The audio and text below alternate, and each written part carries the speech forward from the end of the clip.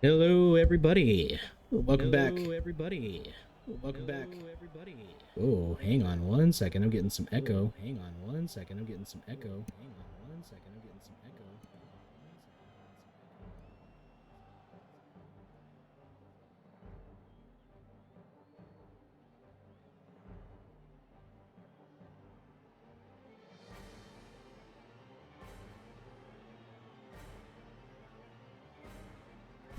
It might have been because I had the stream up. Yeah, there we go. No more echo. Excellent. Good start for the day. A little bit of technical difficulties. Never hurt nobody. Hello. Welcome back. Welcome to week 5 of our Blood Bowl AI League. We're almost halfway through the regular season. Get everything kind of moving here. Starting a little bit late. That's okay. Should be able to start more or less the first game on time, but I did want to take a quick few minutes to go over our schedule for today. And also, at the end of the stream, I'll talk about this kind of the schedule moving forward, because in a couple weeks, things are going to change up a little bit. But our first game this evening, we're going to be starting off with the Orgrinnig Stompers versus the Amazon Mythics. Looking forward to seeing how my team does there. We'll follow up with Midnight Maulers versus Dompete Lewa, some vampire on undead action. We'll then have the Chaos versus 9-inch males, Chaos versus Chaos Dwarfs. We'll see whose Chaos God is better. We'll follow that up with another Undead v Undead match. We got Ratha's Raiders, the Himri team, versus the Bone Malones, the Necromantic team. We'll have then the Brazen Bulls versus the Continental Crushers, Corn versus Lizardmen. That will be a good one. Then we'll have the Skaven Gouda game versus the Nurgle Pappies Nurglings, and we'll round off our games this evening with the Nurgle Mr. Meeseeks versus the Dark Elf Pointy-Eared Bandits, who had they won their game last week, but they lost a lot of people in the process, so we'll be interested to see how they handle such a tough team. But yeah, without much ado, we are already, like I said, a little bit behind, so let's go ahead and see if we can't get things moving. How about it?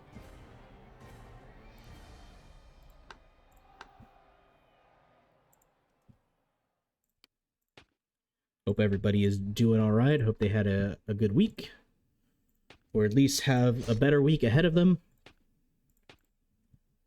as we get set up here. How are we feeling in terms of field? The dwarf field was last week, I think, and I think that went okay. But we should maybe change it up again. Amazon.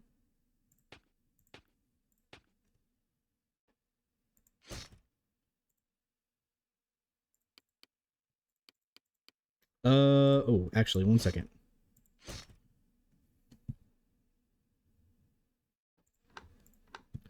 I'm gonna get a little peek behind the screen here, as I need to give the Amazon team some fan factor. They had enough money to max it out.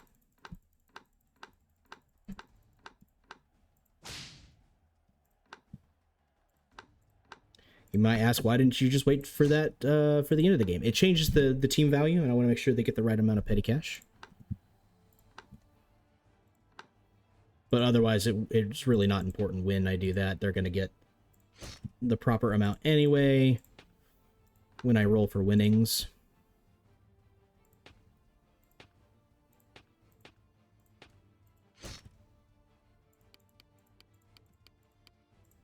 All right. Now we're about ready. Let's we did the pirate ship. We did the dwarf. We've got a lot of undead v undead teams today. Let's do the crypt. And if it doesn't work in the first game, we'll change it. But let's do the crypt. I think that's very appropriate for the games we have slated for today. But here we go. We got the Orgrinnig Gitstompas against the Amazon Mythics. Let's see what happens.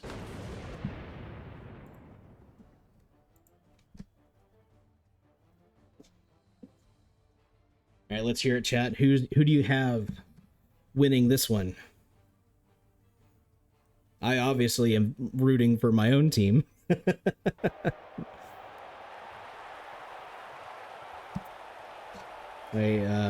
This announcer will never beat the bias allegations.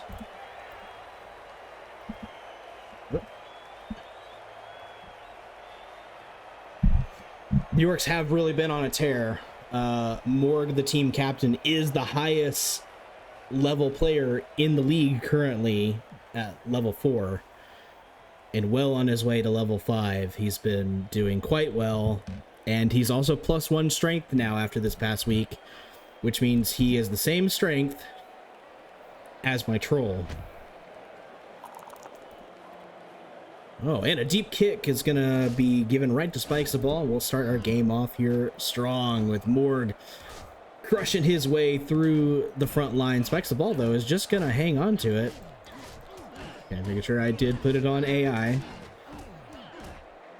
Cleo and Spikes the ball fighting it out while the rest of the team is just kind of spread out at the moment. Uh-oh, this looks like it might be an easy for early score for the Amazons, and it is. That is going to be the problem that we'll deal with as the Orcs, is the Amazon are on average much faster than us. So if they can get the punch outs where they need it, they have a way to win this game.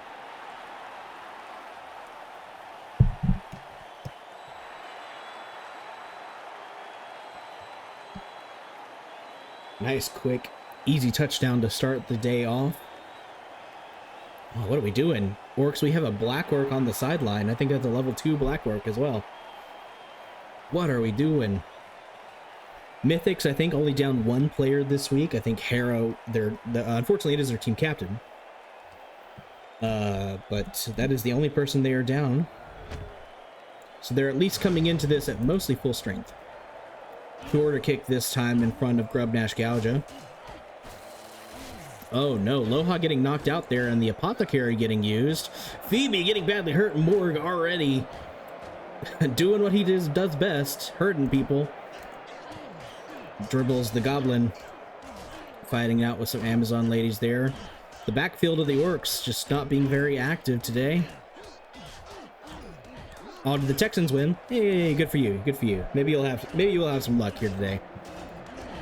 Cleo's got the ball again for the second time. Gonna maybe look for touchdown number 2 on the day.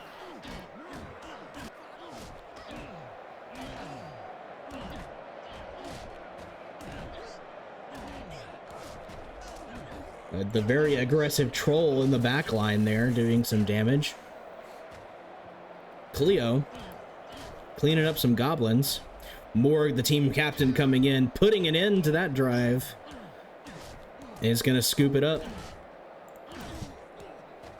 Let's see how he deals 3v1. Apparently pretty well. That +1 strength making him very difficult to deal with even when he's outnumbered this way. Thea with the ball now, though, and that looks like Bad Claw should be able to catch her. And does. There's plenty of Orcs in the way, but she gets the space, so that's going to be a touchdown number 2. Mythics coming out swinging today.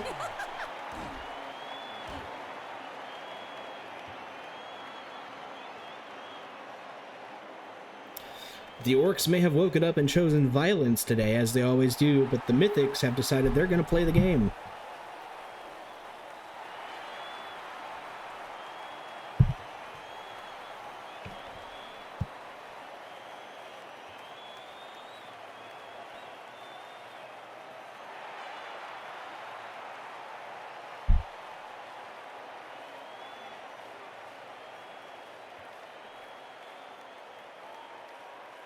I think the crypt is working out pretty well. Don't know what everybody else thinks, but...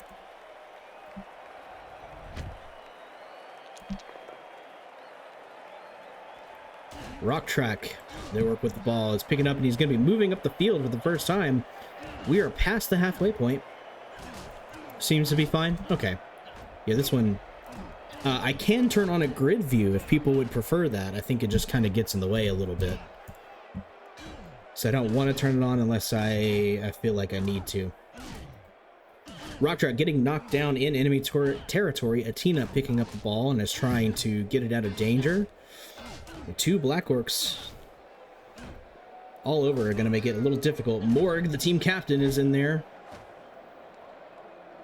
And Morgur Terrorbrains, the newest Black Orc in the team, is going to pick it up. Chaka the Troll, unfortunately very stupid. Oh, Smiles the Stabba has been badly hurt. No, not Smiles. So he'll be out. It looks like the Apothecary was used there, but I think it saved him from maybe a worse injury, possibly. Morgan Terrorbrains. Ooh, does get knocked down. Bad Claw can't quite catch it as it bounces to him. Thea's got the ball now after Bad Claw gets pushed into it. Ball bouncing everywhere. Oh no, Dribbles is now down, badly hurt. Goblins are dropping like flies for the Orcs. Athena now with the ball. Looking for her second touchdown of the game if she can get it.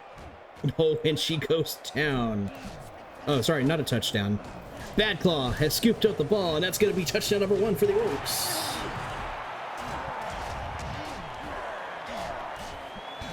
I think it's 2 for 2 on Badly Hurts. I think so. Yep.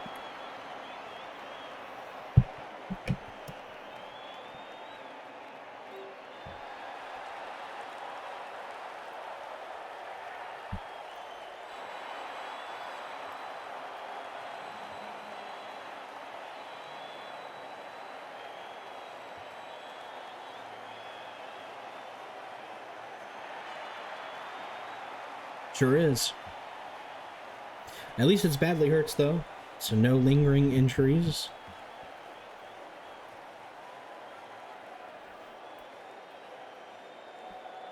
Works this time on the defensive as they kick the ball off. Let's see how well they perform on this side of the ball now. Aphrodite gets it on the second try. Oh, Chaka the Troll is going to get to her. Yeah, it's getting held up by some people. Roddy Boy, one of the newest goblins. He was in the previous game, but didn't get much playing time. Grubnash Gouger's got the ball now. Morg knocking Thea down. Grubnash Gouger just running by Cleo as she gets caught. Is Anthea going to be able to stop him? She does. Morg just keeping an eye on things. Oh, the strip ball coming into play there from Anthea. Knocking the ball out of the hands and ending the half before the Orcs could get another touchdown.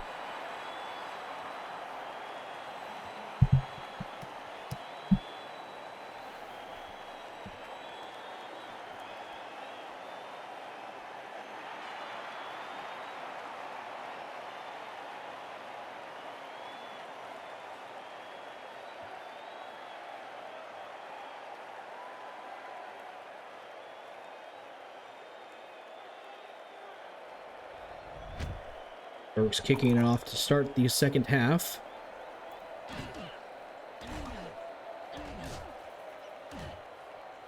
Oh, it looks like we got sweltering heat inside the tomb. It's hot. What is that? Oh, each drive there's a chance for players to pass out from heat exhaustion. That's cool. Anthea going down. She did a strip ball, right? She did. Oh no, another goblin down with the badly hurt. We might be completely out of goblins next game. Chaka the Troll just having an epic duel with Calypso here. Just constantly pushing her back. Ball is on the field for anybody to pick up, but everybody seems more interested in punching. Morgsla got quite a few yards last game. He's going to pick up the ball, and looks like that's going to be the tying touchdown for the Orcs. Make this a tie ball game.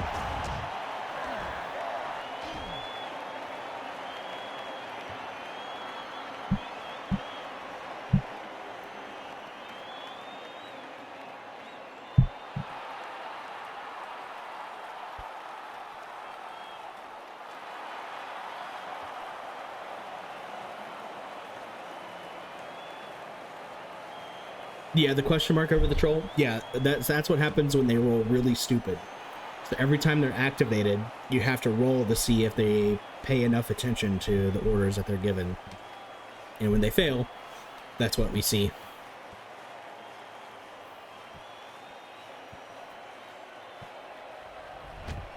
Spikes the ball, kicking off this time. And Aphrodite is the one to scoop it up immediately. He's going to run right into the center, though. Oh, no, she gets around. But can't quite get free. Aphrodite is down and spikes the ball with his sure hands, scooping it right up.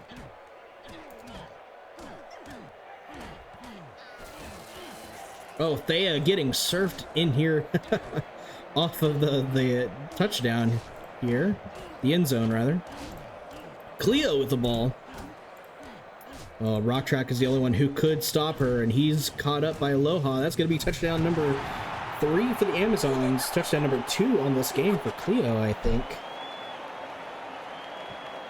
She's showing up and performing today.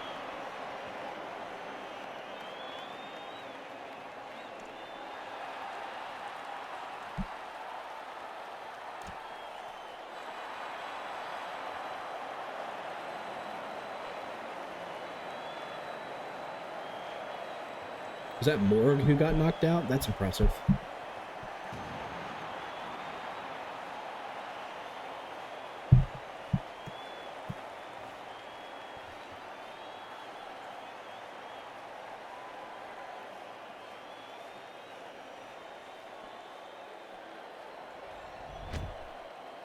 Amazons once again on the defensive. Rough Track having trouble picking it up. There he goes, got it. Third time is the charm. The Morgar Tearbrain's just going to let Cleo go by. She's been a problem this entire game for the Orcs. Aloha is going to be the one to scoop it up this time, but can't quite get away from Morg, the team captain of the Orcs. And the ball in dangerous territory. Spikes the ball, does manage to pick it up though. Running the wrong way. Orcs need to get it out of there. Gets a lucky push. Morg now back up, making his presence felt. Spikes the ball, gets some room, is going to run around Brotrag, use him as a blocker. He's got a decent amount of room in front of him. Going to get stopped by Pelican. And does get knocked down. Aphrodite now going to scoop it up. Morg now with the ball, and that +1 strength is going to make him hard to get knocked down, but Thea's going to make an attempt.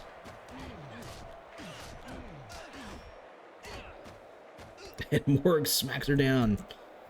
He's got a lot of blockers and not much in front of him, but he's quite slow. At only 4.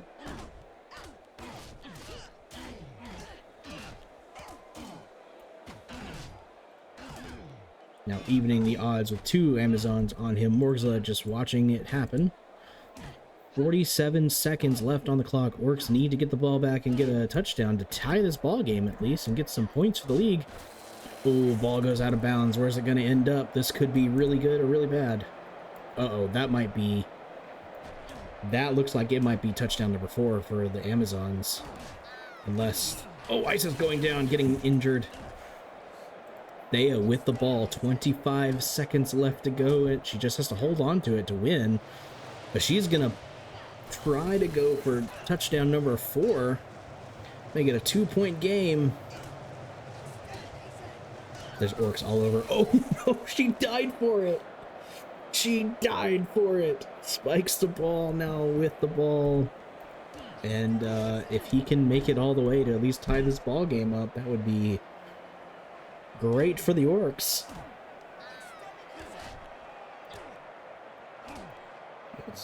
There's... Oh, are they just gonna hold on to the ball and...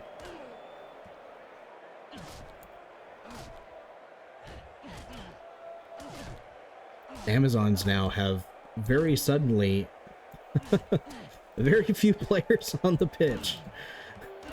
And Spikes is just continuing to hold it. Huh, this is an interesting situation I don't think we've had happen before. I'm going to speed things up a little bit because I can do that.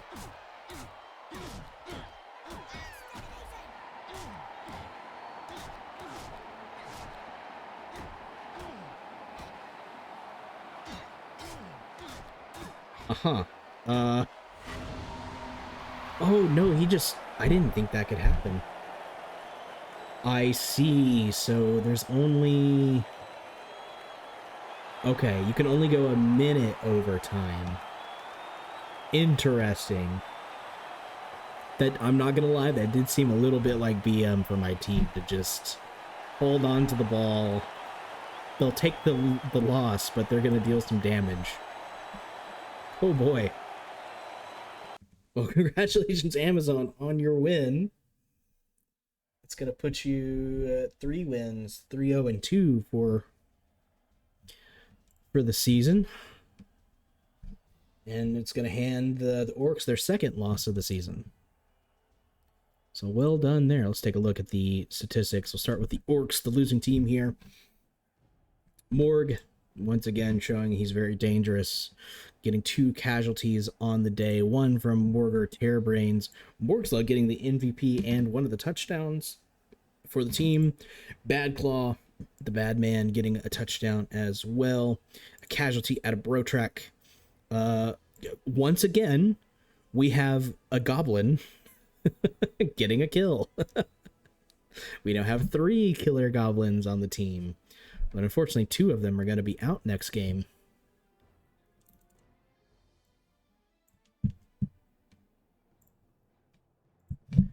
Start getting all of this recorded here.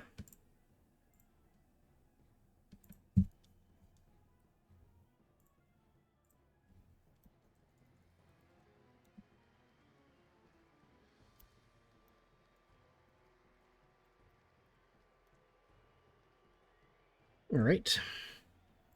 And injuries, we've got Dribbles badly hurt, Roddy Boy badly hurt, and Smiles Distaba badly hurt. 3 goblins.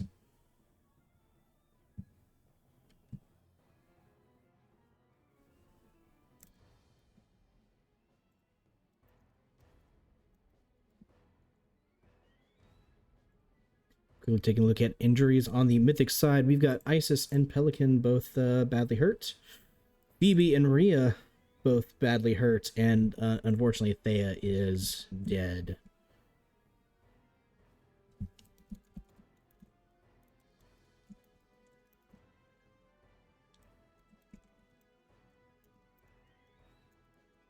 So they clutched the win here today, but next week is going to be a little difficult for them, I think. We'll have to see who they end up playing next time.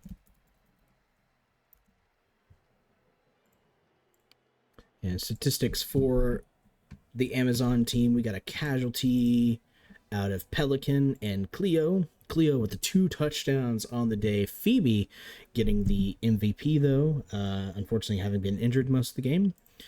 Thea with the touchdown as well. And Thea, honestly, with that clutch strip ball during the game to prevent the Get Stompus from potentially making it 3 at the start of the half. So there's something to be said about that. One of those things that you don't see reflected in the stats, but I think is quite important.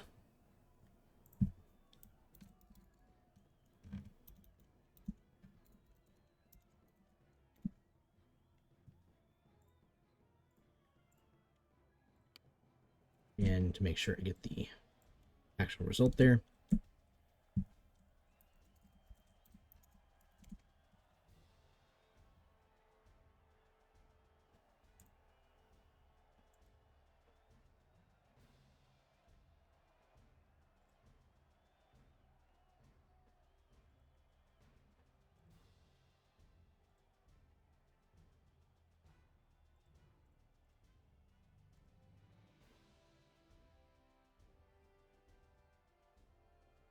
All right, we're going to be moving right along to game 2.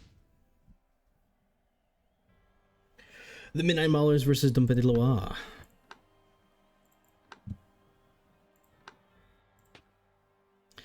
Midnight Maulers is our vampire team. Midnight Maulers played the Gitstompas last week and ended up getting quite a bit of trouble. They lost some people. They're down several of their thralls for this week, so we'll have to see how they handle things.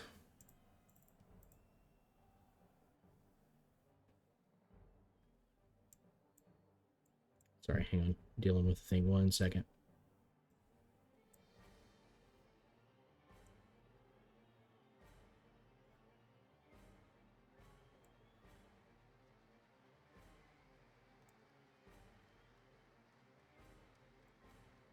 Oh, damn it.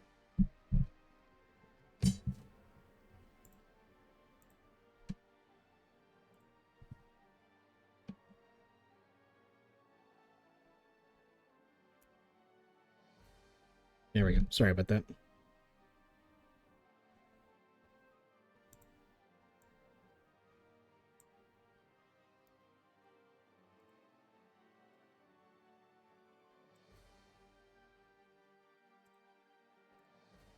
There we go. Oh, sorry about that. Moving right along, we've got Undead.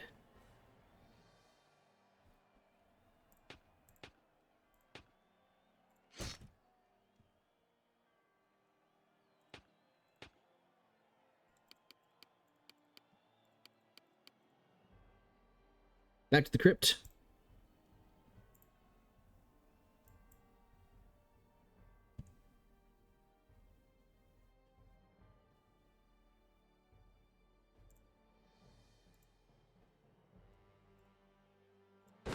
Go ahead and move right along.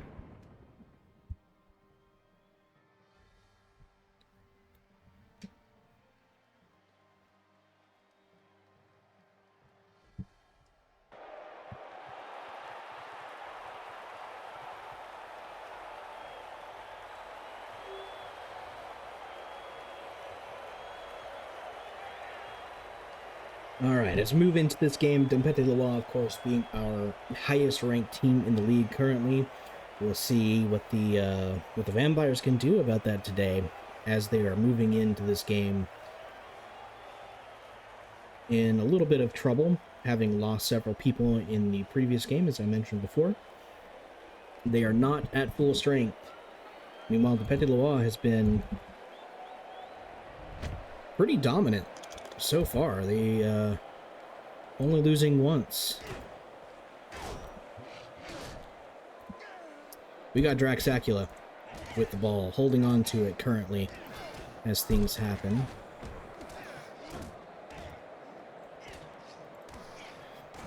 Dom Petit Loire did have a mummy out last game, I believe. They now have both of them on the field. They're both going to be difficult for the vampires to deal with. Philomé is actually one of the most dangerous players in the league currently. I'll check out his stats here in just a moment. Oh, he's getting knocked out.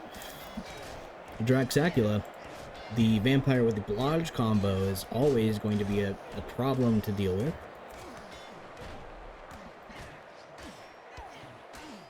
Only a 1 in 6 chance to actually knock him down for any reason, but he's just content to hold on to the ball for some reason. Maybe trying to do things a little defensively, but we'll see how that works out for them.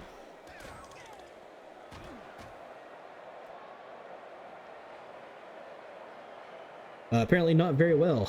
Then Petro's going to scoop it up and get a touchdown for Dom Petit Loire.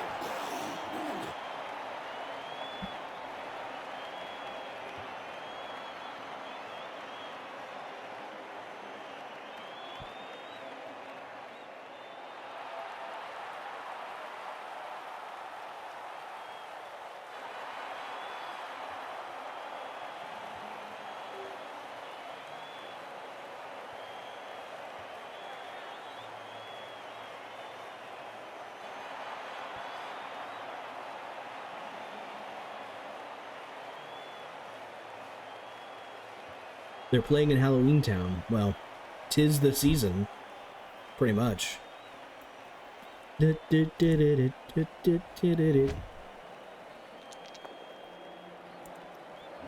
the kick. Sanguine Sanders is going to be the one to scoop it up this time. Looks like maybe that kick was meant to go to him instead of Draxacula, being somewhat of an easier target. But Sanguine Sanders, again, just holding things in the backfield. There we go. Now there's movement. Draxacula and Sanguine Sanders both pushing up the fields on opposite sides. Now in enemy territory. Well, tries to get around the ghoul, but the ghoul is too fast for that. The mummy coming over is going to put a quick end to that. Dan Petro now with the ball, maybe looking for touchdown number 2. He's got to punch through some vampires and thralls to get there, though, first. Thrall mercenary getting knocked down there. Oh, Count Passula getting surfed. A little hard to tell with this decoration here. Dan Petro, Clermhill is dead. We'll see if that sticks. But Sanguine Sanders knocking down a zombie and is just a few spaces away from the touchdown. Gets the push. Vampire showing off some moves.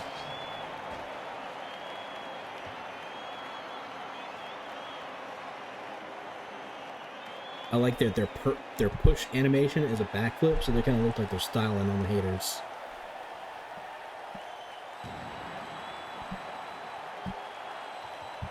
Totally thought of a different Halloween Town. The Disney movie ones.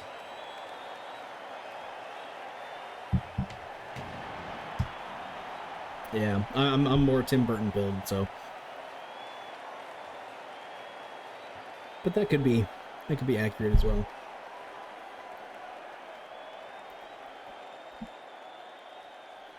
Vampires this time on the defensive side of the ball. Oh no! So what happened there is, let's see. Yep, kickoff table, throw a rock. So a crowd threw a rock at Dan Petro and broke his hip. You haven't watched Nightmare Before Christmas. It's a good one. It's you know, it's Tim Burton, so it's very dark and moody and a little creepy, and it's got the creepiness that comes with just clay animation and all that as well, so, you know, I enjoy it. It's a bit of a musical as well, so. Heat. Newest vampire on the team now with the ball. Oh, and the vampire pass play up to Count Blitzula, knocking out Calfood, is going to get a touchdown. That was very cool. We don't see much passing in this league, like, at all, so that was stylish.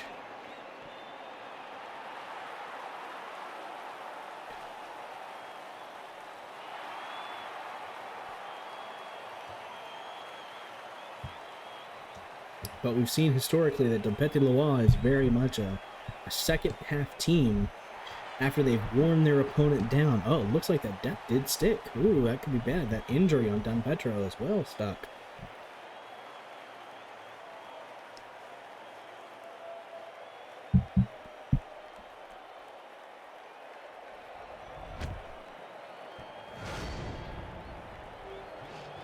Now down to the last remaining white, Marasa in the backfield with the ball.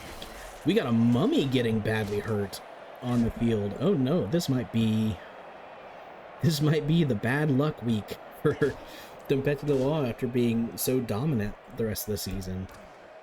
But the game's not over yet. We got a minute left in the half, and then we have a whole additional 4 minutes to play. Agasso is regenerated.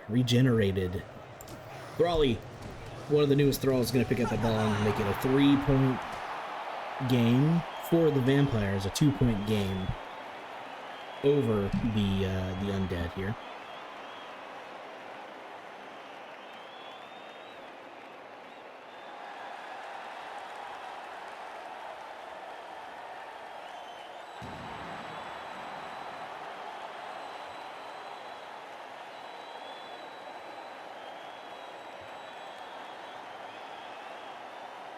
I really like when the Maulers are the home team, because they get this really sick banner and it just works with the logo and the color scheme. It's just so cool. Just want to jump by him in the rankings to mess with him? Yeah, that's fair. We'll have to see how his Nurglings do today. Short kick over to Marasa the White, but in surfing territory. It's a dangerous place to be. But he's got some help. Oh no! Marasa getting his skull fractured. Draxacula is back there with no one to stop him. He's gonna make that touchdown number 4 for the Vampires.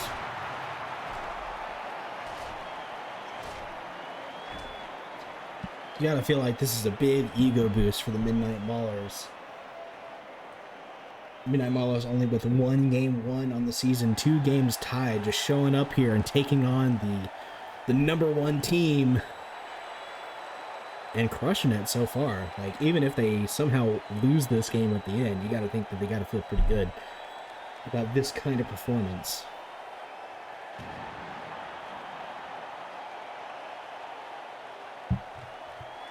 Not a good day for the Mummies, indeed.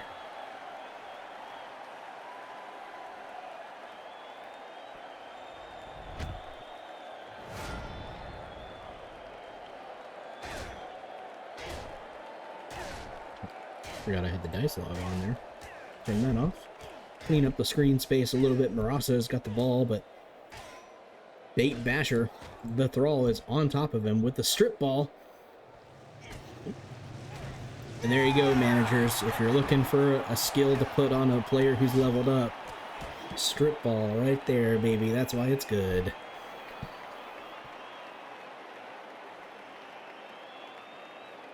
The Mummy coming up behind, like, wait, no.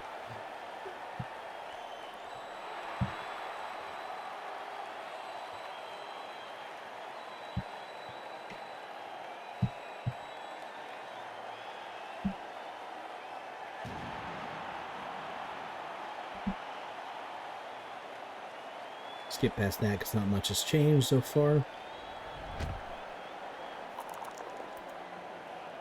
Nice deep kick. Been very consistent on the kicking as well, it seems. They've always had it go where they want it to. Tenderneck Tom is going to be the one to get into the backfield this time as Marasa holds onto it. He's got a wall of undead ahead of him. There's just not enough time on the clock for Vampires to make another play there.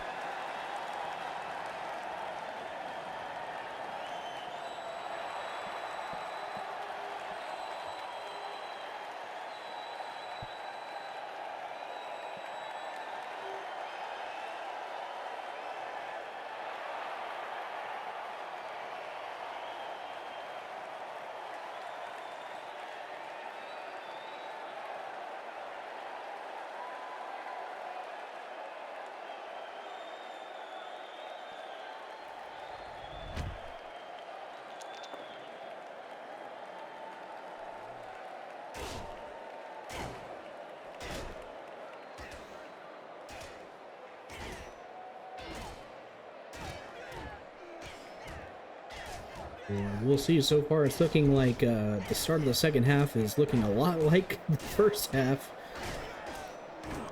Oh, but Marasa coming out on top of that punch-out this time around.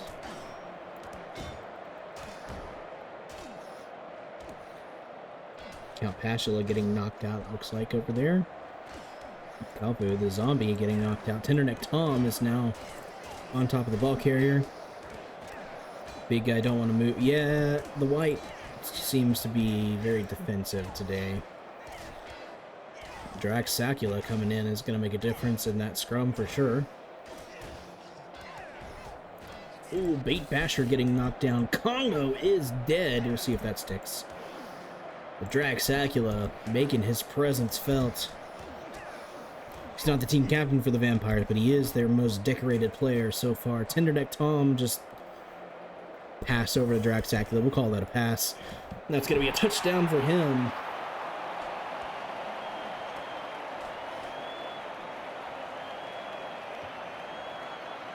is he at in the season? Let's see.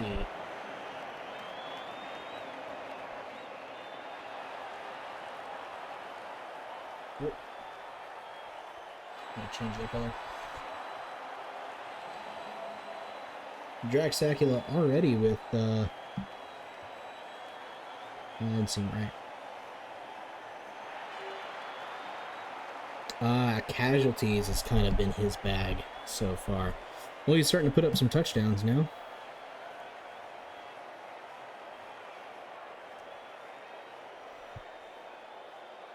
I apologize, it's actually Sanguine Sanders who has the highest level of stuff happening right now, but I think after this game that might go to Draxacula.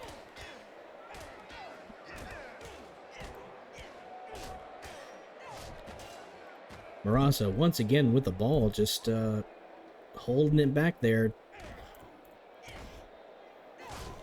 We have a 5-point lead for the Vampires. 2.5 minutes, it's going to be tough for the Undead to come back, and don't know if they will. In surfing territory in their own end zone. Oh no, Pete is dead. We'll see if he regenerates, but... Oh, the mercenary, not the mercenary throw. That's wasted SPP.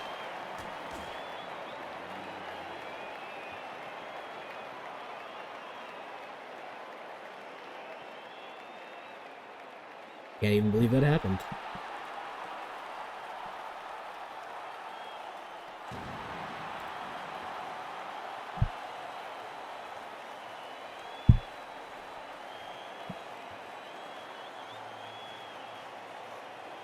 Well, folks, I'm not usually one to say that it's over until it's over, but this looks like it's a pretty pretty sure thing at this point.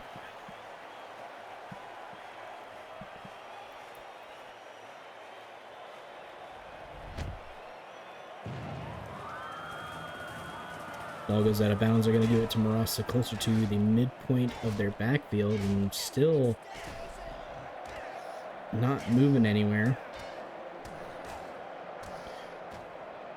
Yeah. This guy's name is Baldo.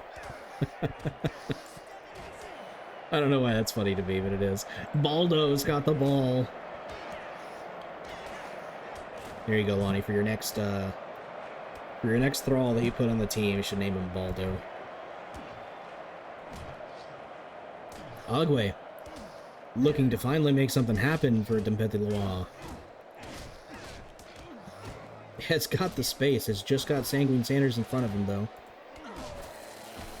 And Draxacula. Oh no, Count Passula down with a broken collarbone. But I think he's regenerated from that, though. Or it hasn't officially been applied yet. Oh, just surrounded by vampires.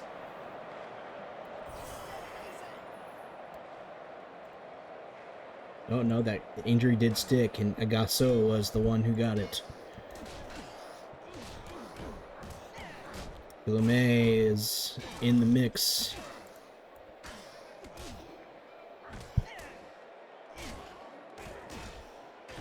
Ball is down. Just a lot of fighting going over. Pierre is going to pick it up.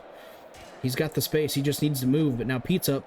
Pete's not up in time. That's going to be touchdown number 2 for Dempete Loire. Getting some points on the board for him. Spreading some SPP around. That's all you can do at this point in the game.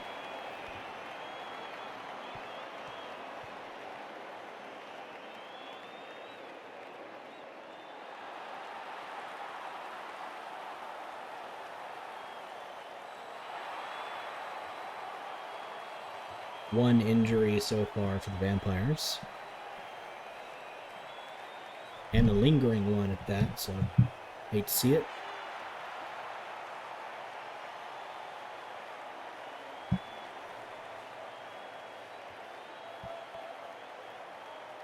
Where's Baldo? Exactly. And Baldo's not on screen. You should be asking, where's Baldo? It's going to be a short kick. They're going to give it to Draxacula.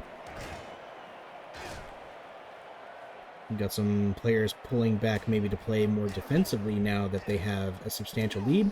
Trying to form a bit of a cage here, almost. But these mummies should do some work against these thralls, most likely. And Draxacula getting surrounded now. That Blodge combo is going to keep him up longer than it should, but he could eventually go down. Just getting pushed around.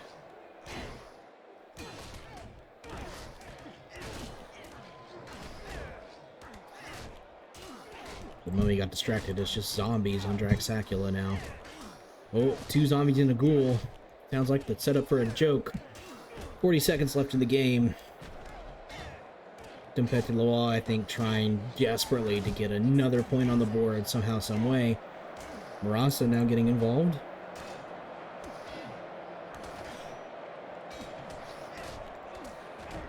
Philomé now getting involved. And Draxacula, Blodge, finally goes down and gets knocked out. Dragoon scoops it up instantly. If he can get hold of it, if he can keep hold of it, rather, then this could be... No, ball's down on the ground, 4 seconds left. Someone's got to scoop it up to keep this game going. And they're just going to let the timer run out. That's the game, 7-2 Midnight Mauls. Maybe a bit of an upset there.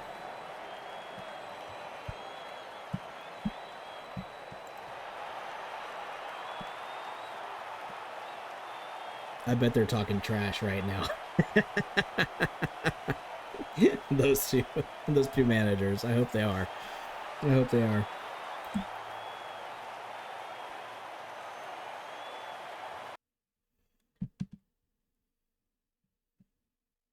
Dom Petit Loire getting handed their second loss of the season.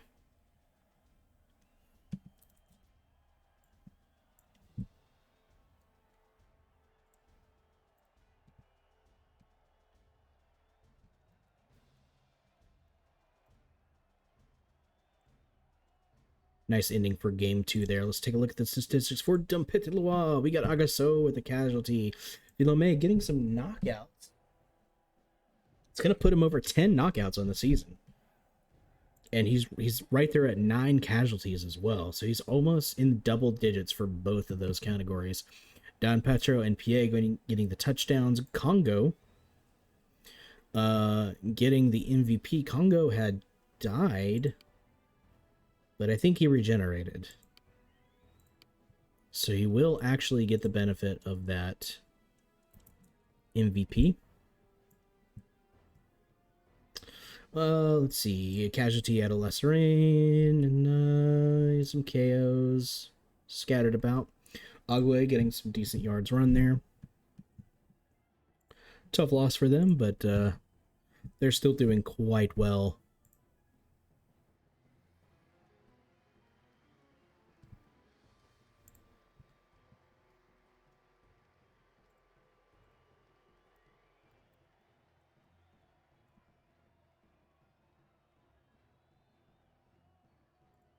Injuries wise, we've got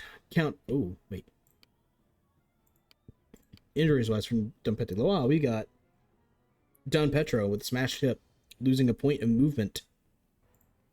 And Clearmail, the ghoul, is dead.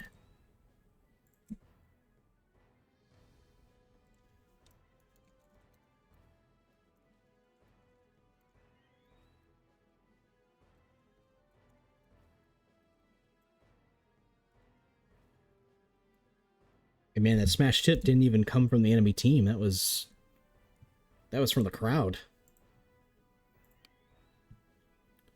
Injuries on the Mauler side, we got the smashed collarbone in Count Passula and a gouged eye at a lunch meat Larry. He'll be back next game.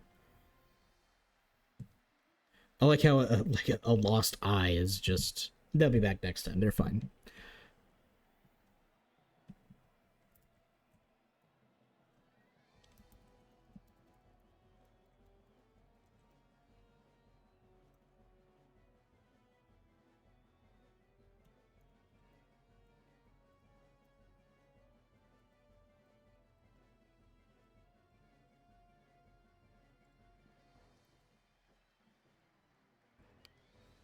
Take a look at their stats. We got 2 touchdowns at Draxacula.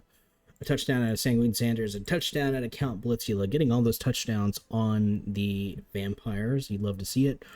Although we do get one out of Bait Basher and Thrally, and then one going on to Baldo. Baldo, the Thrall, who is going to take that SB with him and run, sadly. Some casualties spread around the team. Most of them on the Vampires as well. Got that Pete pass. That was very cool to see. Little highlight for the team, I think. Very cool game for the Vampires. I'm quite surprised at how well the Vampires are doing, considering some of their abilities just don't work in this mode. So it's good to see that they're still doing okay. Makes me hopeful for next season, when someone's going to inevitably field a Goblin team. That will be fun.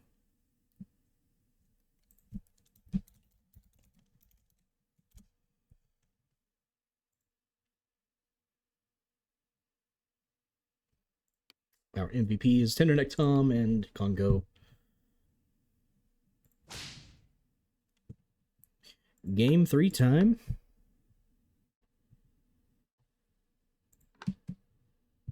We've got the Knickknacks versus 9-inch males. Oh boy, here we go. We got the Chaos Undivided Knickknacks, who a couple of weeks ago had some trouble. They seems to be the story. Anybody who goes into the Orcs is going to lose some people and then struggle into the next week. But even with that, they did quite well last week, eking out a win. And then we have 9-inch males, who has had probably the toughest season in terms of keeping players. They're they had 3 out last week, and they're going to have 3 out this week. So, rooting for the underdog here. We'll see how things go. But we got the Knickknacks versus 9-inch males. Let's see what happens, shall we?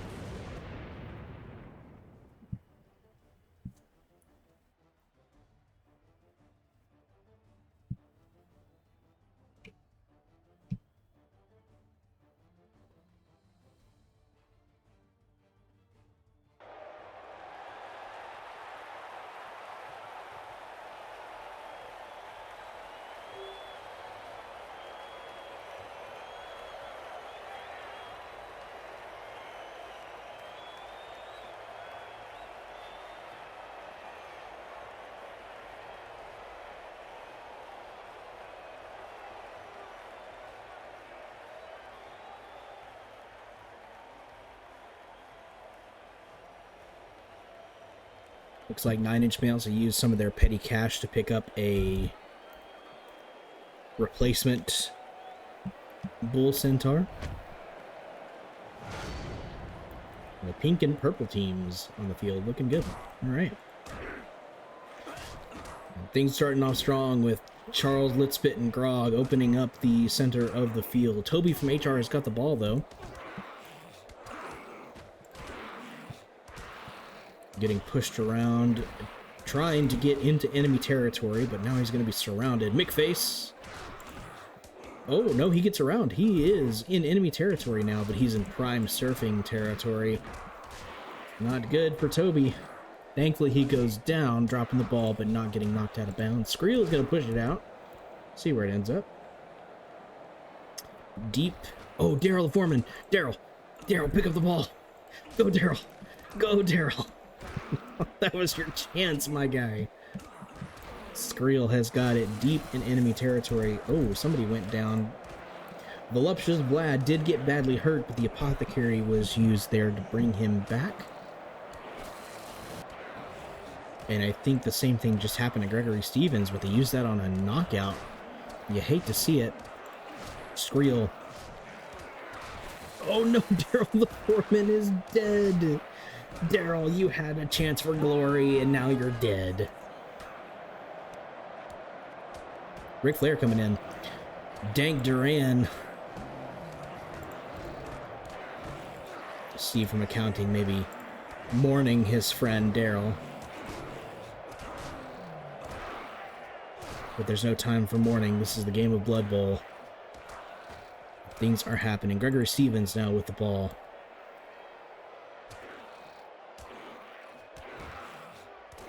Oh, Macho Man coming in. It's going to send the ball out of bounds. Very evenly punchy game so far. Looks like McFace is going to be the one to try and scoop it up here, and he gets it on the second try. But Macho Man is there. Oh, and a whole horde of Chaos Dwarfs is there. Ferocious Fabio, the newest Chaos Dwarf, has got the ball. He just needs to get across the line. That's touchdown number 1 for 9 Inch Nails.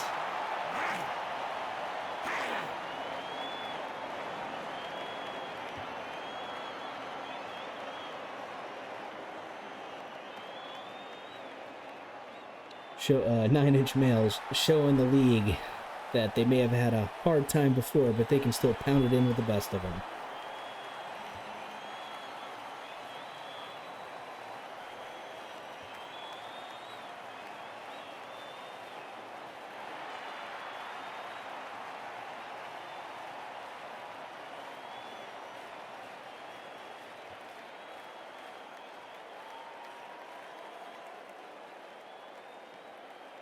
Still a lot of game left to play here. Mercenary kick. Oh, no, that's Ric Flair kicking the ball off for them. Going to be fairly short, so Chaos will have a decent amount of support here as they make their drive, but Chaos Dwarves are on the ball carrier. Ball carrier is down. Toby is going to try and scoop it up. It goes right back to him. He's got it. He just needs to get a little space, but Vrog the Impaler coming over. Oh, he runs perfectly. He's got the room. That's touchdown number 2 for the Dwarves.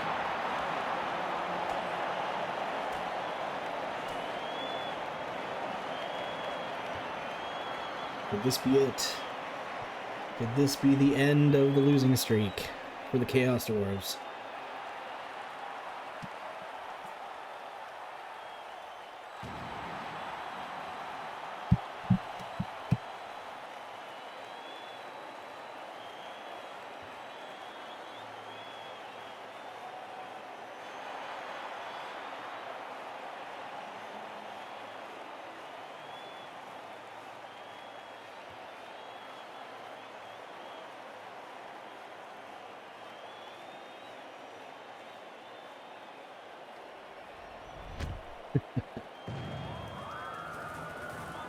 Ball goes right to Murgar. He catches it on the kick.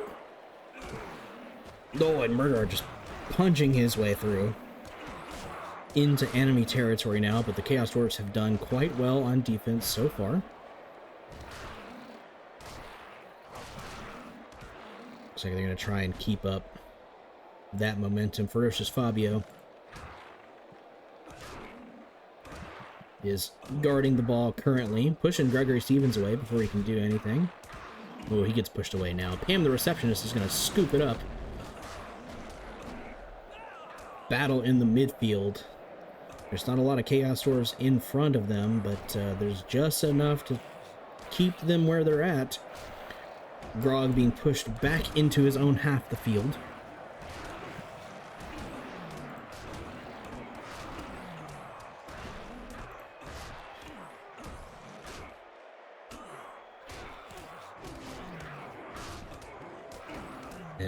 Lots of punching happening and not much changing, just some pushes. Steadily being pushed back into their own field. He's having to move backwards to get some space, and the Chaos Dwarves are just staying on top of him. Where is Minotaur getting Wild Animal over here? Grog now finally getting the space, but Macho Man's on top of him. Voluptuous Vlad and Steve from accounting coming in to support should be enough theoretically to take down this Chaos Warrior. Dank Duran coming in as well. Ball is down. Oh no. Heaven's Chili splattered on the ground, getting badly hurt. We made this joke last night when we added this character. Dangerman now running with the ball. Oh, but he's going to be swarmed. Oh, he gets pushed. He had a little bit of space there. Oh, finally gets knocked down. And that's going to be the halftime.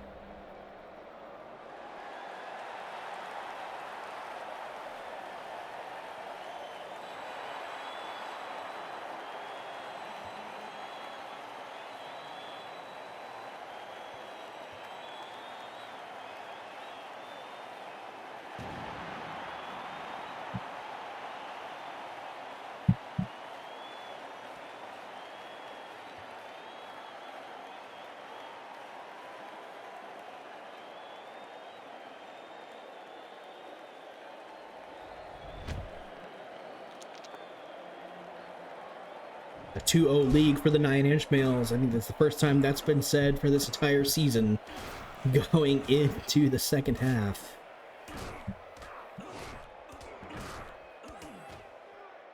Voluptuous Vlad is in the backfield, but Greg has got a Minotaur helping him out. Not anymore. The Minotaur is down. But now Voluptuous Vlad is down, leaving it to Steve. Steve pushes Greg back a little bit. Son of Balrat coming in to help out. Gregory Stevens is down now. Ball is in a dangerous spot for the Knickknacks. Ferocious Fabio's going for it. Gets it on the second try. That's going to be touchdown number 3 for the 9-inch males.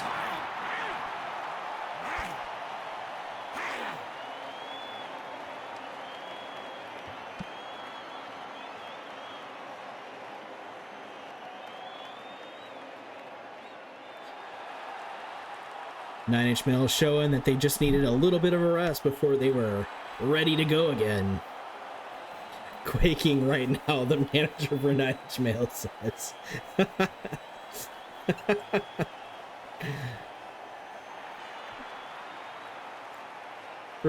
Your team really needs this win. You could really use this win right now.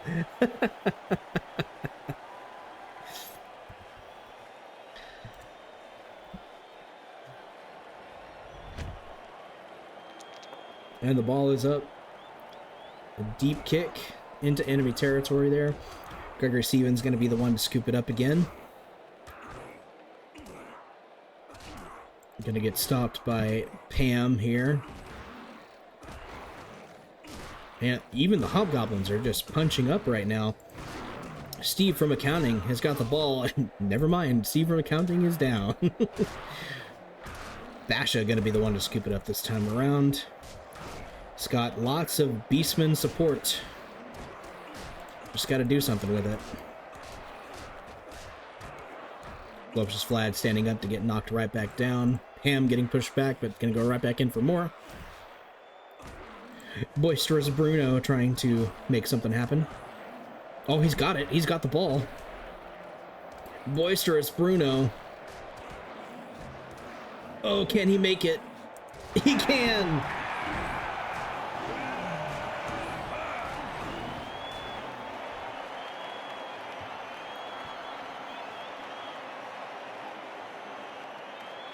Look at those stubby little legs go.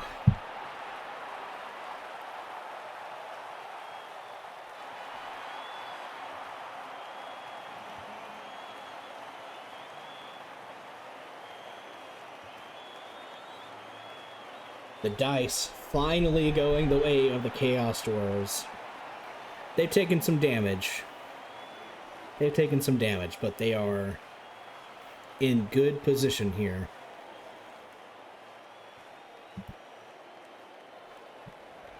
And thankfully, the Bull Centaur that's injured over there is the Mercenary.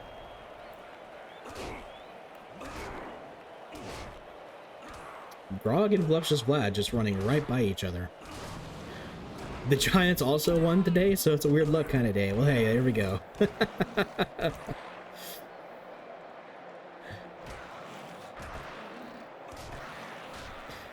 Oh no, Ferocious Fabio is down with an injury. He'll at least walk out of this with a level up. Boisterous Bruno getting stuck in the going for it. Oh, just swarmed by Chaos. 2 minutes left in the game, but 9 Inch Males with a dominant 4-point lead.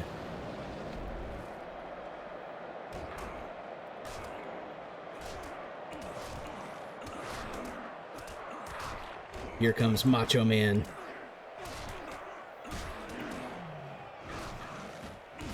Murgar, Greg, Balric, Vrog, maybe having a bit of a huddle, trying to figure out how to go. Graggy Antlers down with an injury.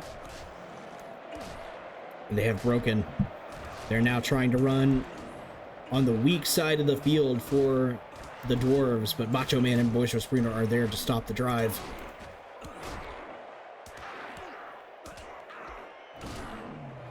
But can they? Can they stop the drive? Pam going down. Macho Man goring Murgar. Ric Flair gonna come try to scoop it up. Darius is dead. Oh no, the Sure Hands Beastman is down. We'll have to see who that kill gets attributed to, because I'm not sure. It might be Macho Man. I think it was both down. Toby from HR is down. Ball is out of bounds. It was Macho Man with the kill. Grog with a badly hurt. Again, I think that might have been Ric Flair that time. Hitting him with the woo! Steve, deep in enemy territory, has got the ball. He just has Son of Balric to worry about, but Murgar and Grog are coming in. He gets the space, though. Can he make it to make it 5? He does. Where has this team been all season?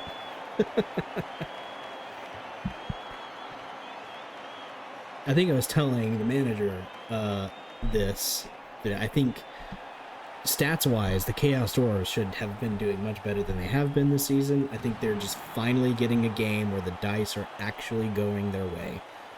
And I think that's all it comes down to.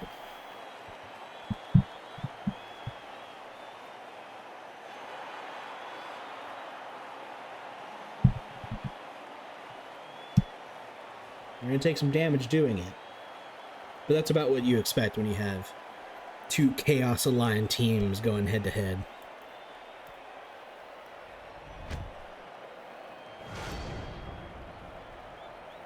That was weird how that's sped up like that.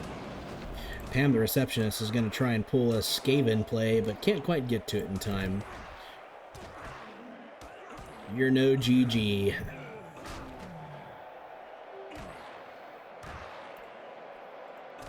Murgar with the ball. Moving it up, getting it into enemy territory here today as we move into overtime. Can he hold on to it and get a point on the board for his team? Not unless Boisterous Bruno... Oh, he gets the space. He's going to do it. That's going to be a touchdown for the Knickknacks. Too little too late, but a consolation prize for Murgar to take home for himself.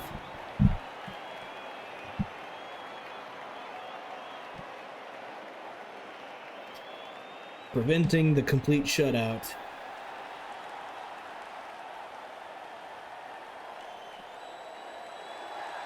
Oh, what a game. What a game. That's the performance we've been wanting to see from 9 Inch Males.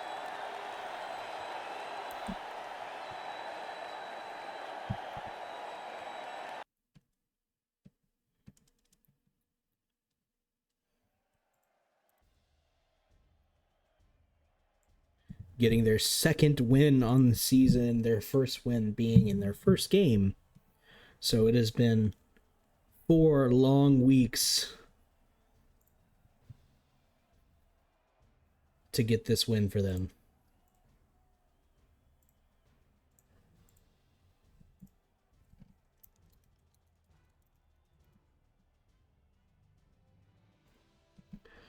Take a look at the statistics for the game. We'll start with the Knickknacks here, the losing team. We got Charles Litzbit getting a kill, killing one of those hobgoblins.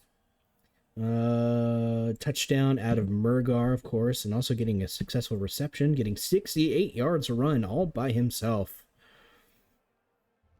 And Jerry, who I didn't really see do anything today. He got knocked out at some point. Jerry getting the MVP. That's about it. Some casualty spread. Son of Rukov, Skriel, Son of Balric, and Graggy Antler getting a casualty for themselves.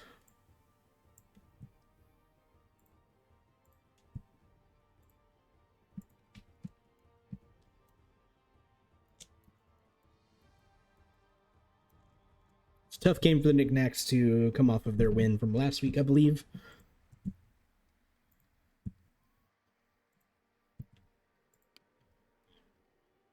But Grog, badly hurt. Son of Rukov, badly hurt. Darius, dead. And Graggy Antler, badly hurt.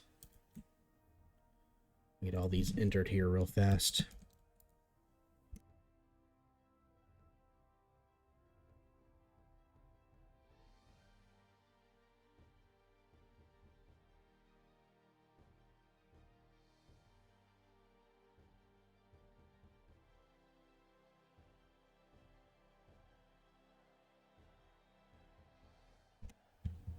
Taking a look at the 9-inch male side of injuries here, we've got Ferocious Fabio, badly hurt. Daryl the Foreman, dead. Kevin's Chili, badly hurt. And nobody cares because it's a mercenary, badly hurt.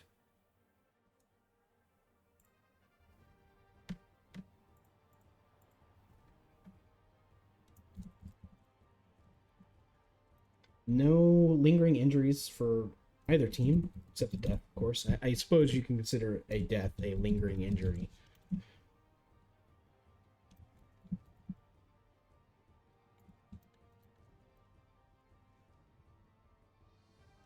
By all technicalities. Taking a look at their statistics, however, we've got Macho Man with a kill and another casualty to boot on top of it. Remember, a casualty also counts as a kill. Got a touchdown from Toby from HR and 44 yards run. A casualty out of Voluptuous Vlad. 2 touchdowns out of Ferocious Fabio before taking that injury. So he'll go into week 7 leveled up. Boris Marino with a touchdown. Steve from Accounting with a touchdown. Some more knockouts spread throughout.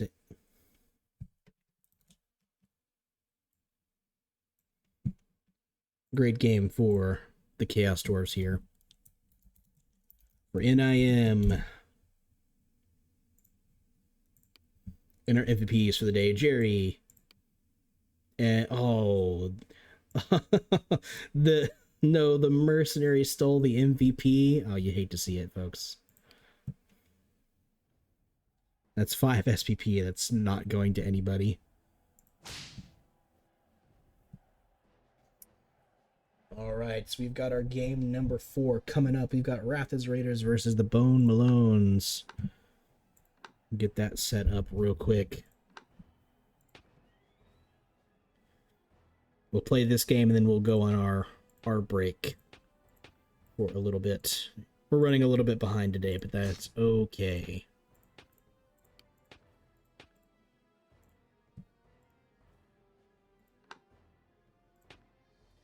Necromantic, Bone Malones. Looking forward to these two teams playing. See how things go. Rathas Raiders have, of course, had a rough start. They had a great start to the season and then just kind of petered out from there. They're now going up against an equally tough team in the Bone Malones. Bone Malones should be a little bit faster on average than Rathas Raiders.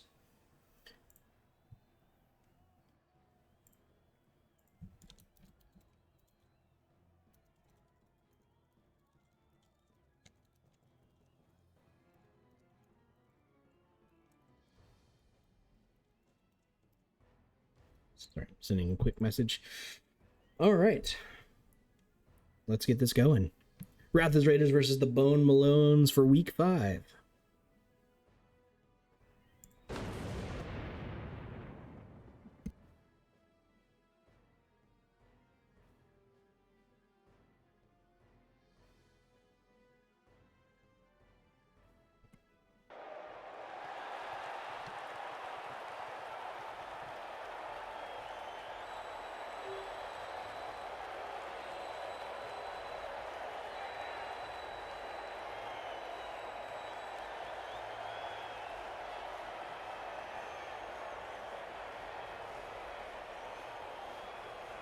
I think the crypt has been great for this week.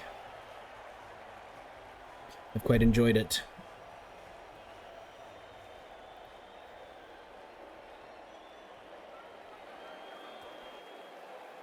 And Ratha's Raiders are going to be the ones kicking the ball off. They'll be on the defensive side of things here. We got a thrown rock knocking out the Flesh Golem right out the gate. Bane the Main going to pick it up deep in their end zone. And Bob, the Tomb Guardian, is going to get on top of him. Point the ball, getting an injury right away. The team captain making something happen. Can Bob and Skelly here get a quick touchdown, cornering Bane the Main? Oh, they surf him. Ball is still deep in Bone Malone territory. Ta, the skeleton, is going to try and pick it up.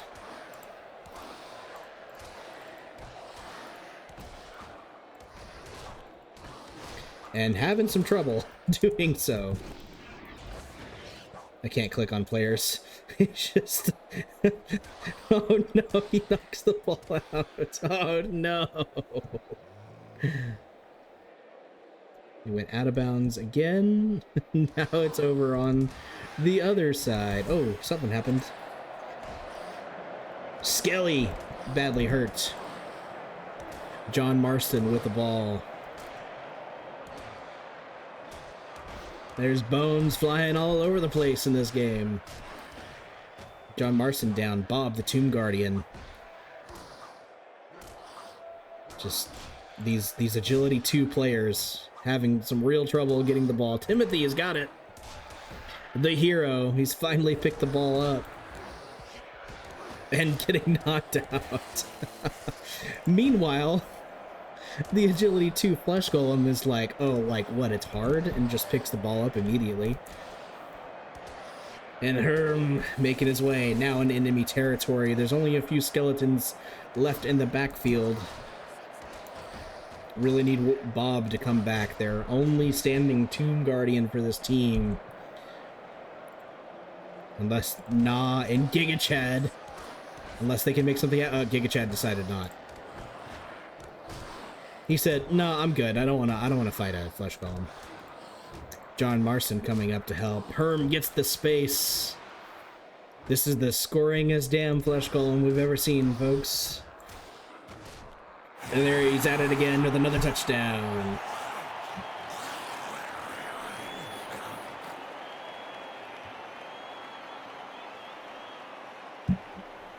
Oh boy. What a start. I thought for sure the Raiders were going to get that first touchdown, but they just could not pick up the ball.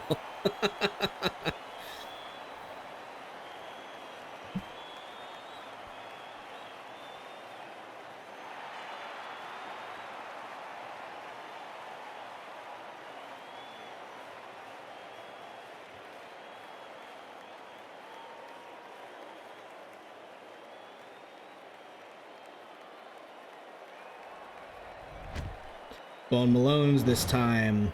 Oh, short kick, giving it right to Jimothy. And Best Boy is going to be on top of him. Now, ball's now in the hand of Michael's right hand. Bob now with the ball.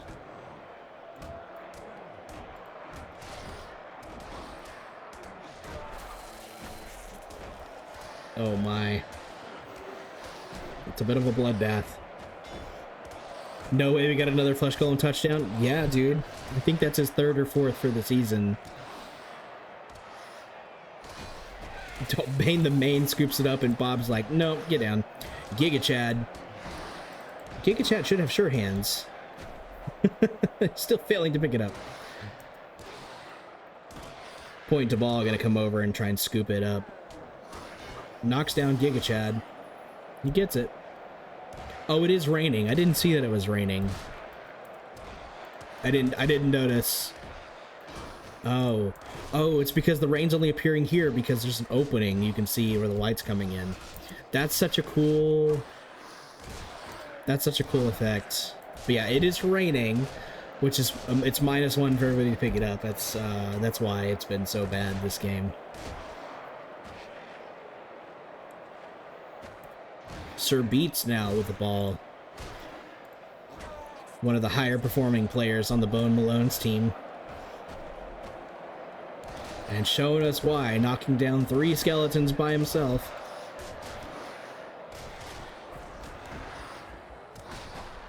And the ball finally gets knocked out of his hands. And the skeletons are just struggling. Ta has got it. It finally got it in your hands. Unsure of where to go, though. 4 minutes. Ball hits the ground. We will be going to halftime, but Ta... Oh, can Ta get the space they need here? Oh, getting cut off by Sir Beats is going to be difficult. That's halftime. Very eventful first half. Not a lot of scoring, just a lot of other things happening. We have 2 injured Raiders, 3 injured Raiders, with a couple getting back into the game. No injuries so far on the Bone Malone side, but they do have a Flesh Golem knocked out.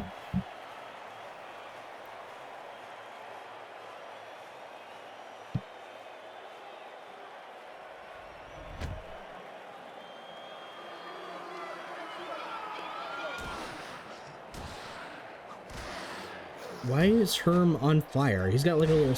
What? I don't know what this is. But I feel like that's bad for a Flesh Golem to just have fire above him.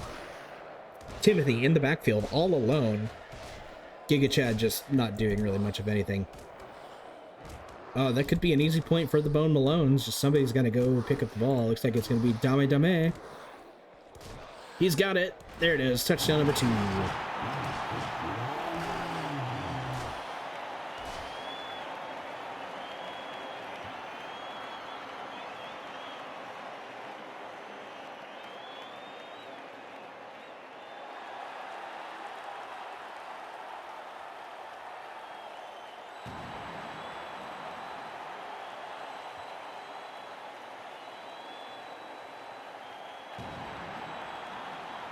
Still have a Flesh Golem knocked out.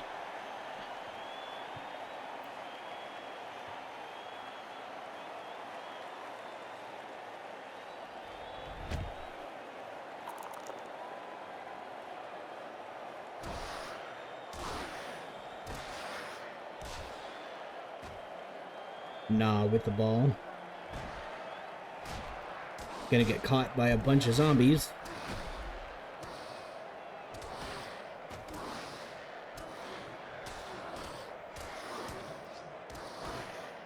Herm coming in. I don't know what this is. Looks like it's giving him a point of movement. Yeah. Mad Mullet with the ball, but Bob, the Tomb Guardian. Bob's had to work overtime here this game. He usually has, I think, 2 or 3 others, and I think the other 3 Tomb Guardians are all injured this week.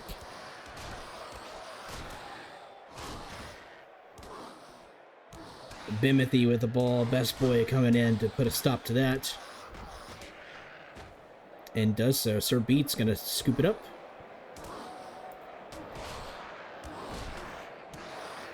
Raw and Law now. On top of Sir Beats. Knocks him down. Bob now with the ball. He's gonna try and make something happen for his team here with 2 minutes left to go. 2 and some change.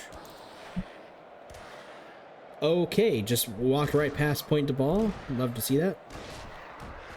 Bob goes down to 3 undead players. Bane the Main now with the ball.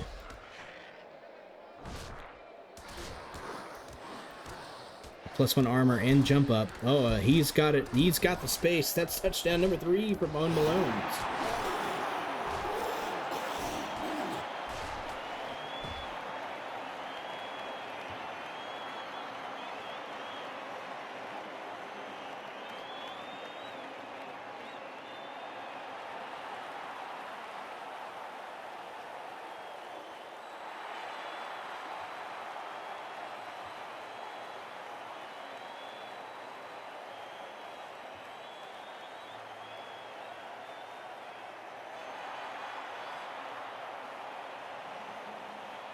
Flash Golem still knocked out.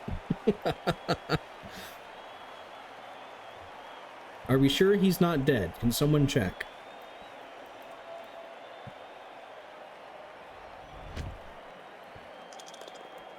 Hard to tell with the undead team. Giga Chad gonna be the one to scoop it up this time. Those sure hands coming into play.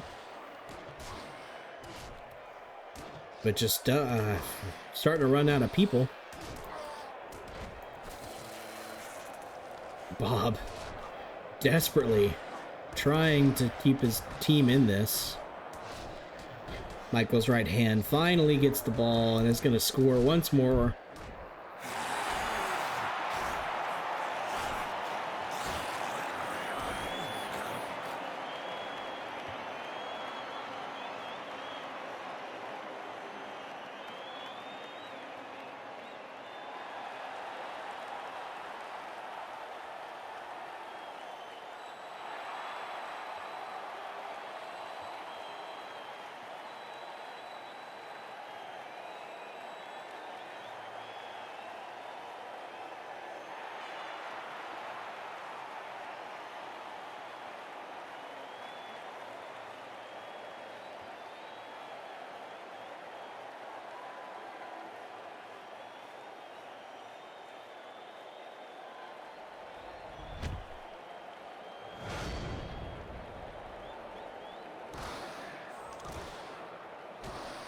Minute and a half left.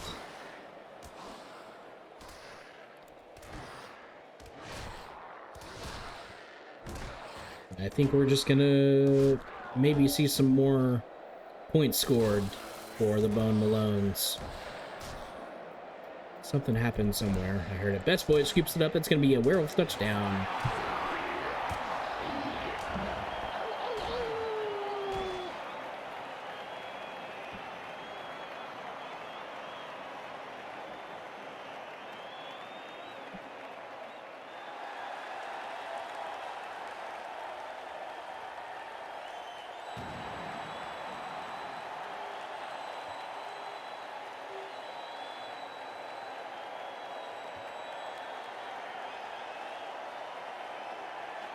Not much to say about this one, folks. Just, the Flesh Golem's still down.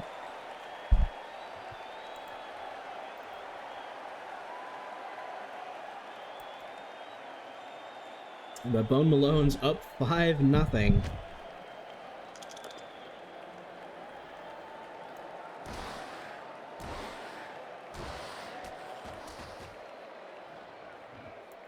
Timothy with the ball.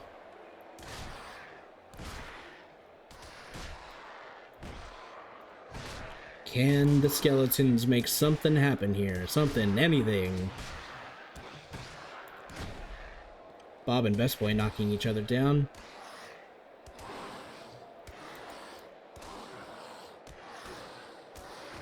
"40 seconds left in the game. Bob and Best Boy back up and going right back to it raw now with the ball. It is still raining. Oh, gonna run right into the Flesh Golem. Decides to go the opposite way. Oh, we're gonna see it given over to... Nope. Okay. Giga Chad gets it. Not the way I thought he was going to, but he gets it. Bob trying to come back and help out. Oh, but Giga Chad gets some space. Can Bob stop Too Cool to Ghoul here? No, he cannot. So Giga Chad's got to get through him, but Law is there to help. Oh, Giga Chad. Trying to live up to his namesake. You'll get there eventually, buddy. Oh, no. A crushing defeat for Rath's Raiders. Bone Malone's got to be quite happy with their performance here today.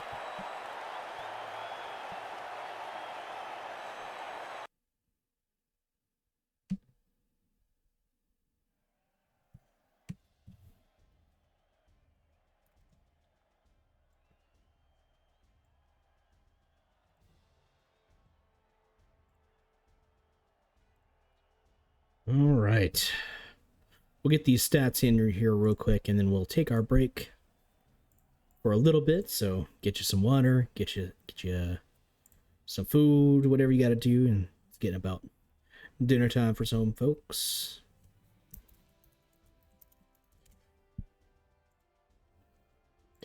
Quickly cover the stats here for Ratha's Raiders. We've got the MVP going to Ra the Skeleton.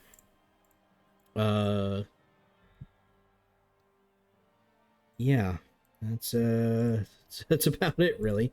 Successful reception to Jimothy somehow. Don't know when that happened. No casualties. Few knockouts. Just a really rough game for the Raiders.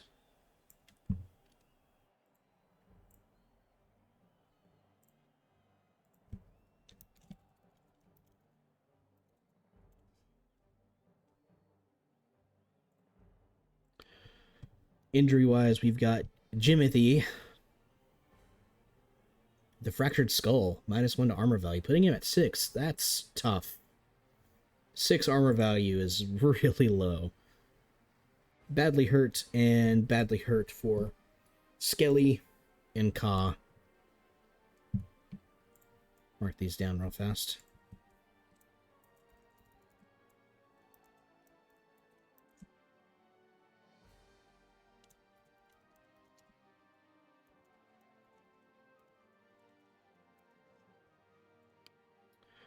No injuries for the Bone Malones. They get off scot-free. Statistics-wise, they got MVP going to point to ball. That's worth a big chunk of SPP for the team captain there. You'll most likely be seeing him level up. A touchdown each for Best Boy, Bane the Main, Herm, Dame Dame, and Michael's right hand. Casualties at a point to ball as well. Herm, Dame Dame, Michael's right hand. A really silent, just a complete silent game, just being knocked out the whole time from the other Flesh Golem. 32-34 yards run, sharing the ball. Pretty great game for them.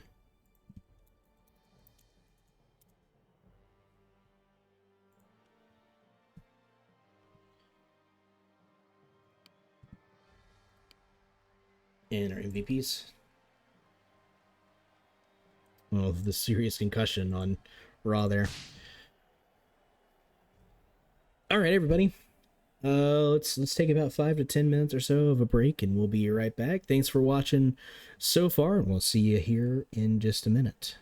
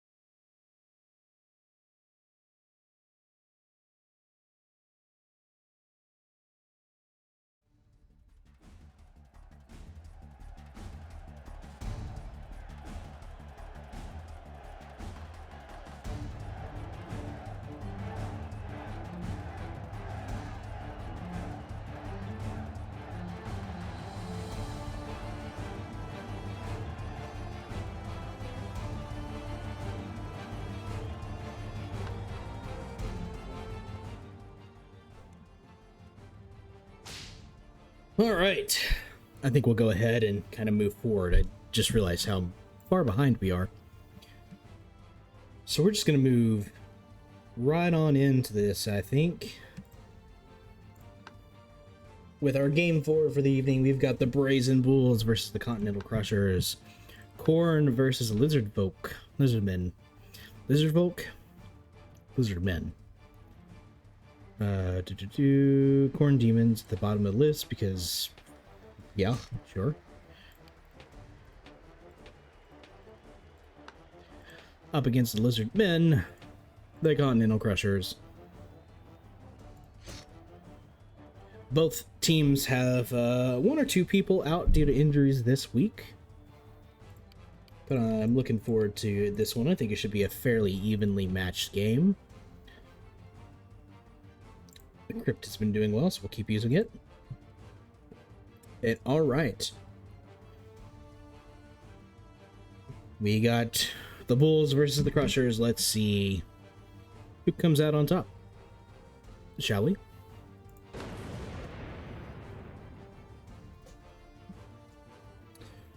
Brazen Bulls a little ahead by 200 team value. See what benefits that will net the Lizardmen. Well, looks like we're starting with some rain again.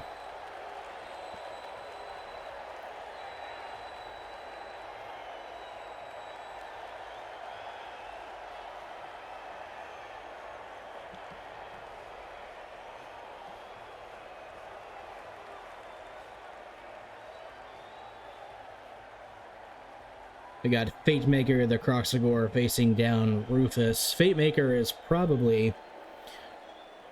I think Philome, the mummy on Depit the Wall, is our most dangerous player. But Fatemaker is up there as well. We got Victorsaurus with the ball. Oh, and we have a change in weather, so we now have perfect Blood Bowl weather. No more rain. T-Brex going down with an injury. I'm pretty sure that was Rufus. I think that's who Rufus was squared up against. Rufus does get knocked down by Zora there. Victorsaurus has the ball. Would like to see him do something with it. Oh, Rufus standing up and immediately rolling Wild Animal. He's going to get back into it. Victorsaurus just smacking Zoltan down again. Harry coming in, trying to be a nuisance. Oh, we got Steve going down with an injury. I think Mary also did, but the Apothecary was used there.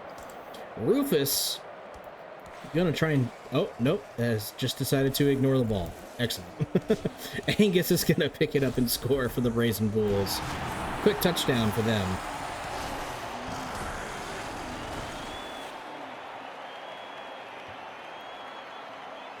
And it might be the first touchdown for one of the Khorne Heralds.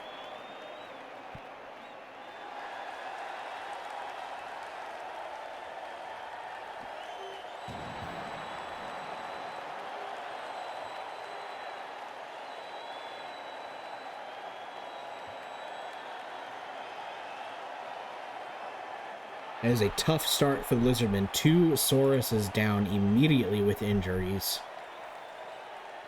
Only 1 extra skink on deck, and that might be a mercenary as well.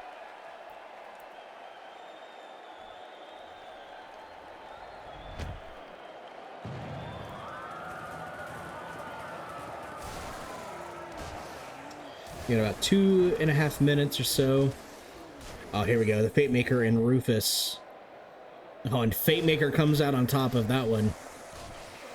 Old Two Eyes. Zoltan down with an injury, but Old Two Eye with the ball. They're just holding it.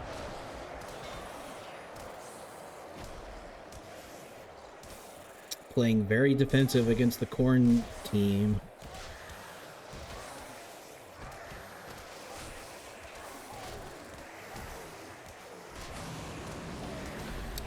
Rufus rolling the Wild Animal before Fatemaker could go after him again.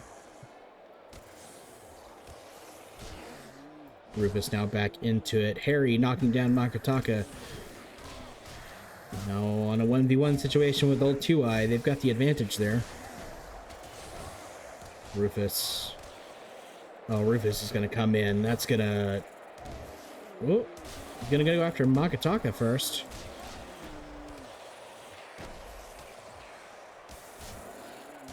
Some pushing going on. Oh, old 2i does get knocked down. Oh, the wild animal, though. Prevents him for a little bit from doing something. Zunik Slaypit's going to try to scoop it up and get a quick touchdown. And he does it.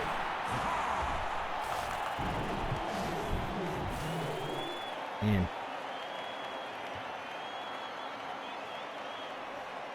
Lizardman just looking a little sleepy out there. Not doing much.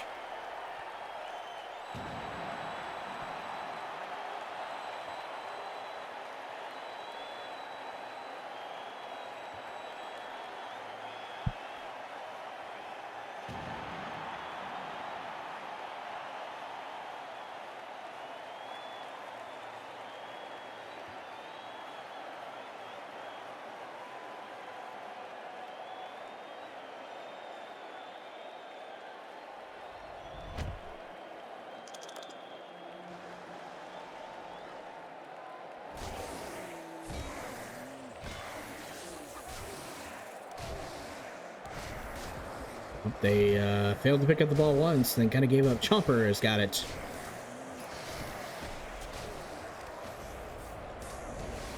I'm focusing more on this fight here, because this is very interesting to me. The Rufus versus Fate Maker.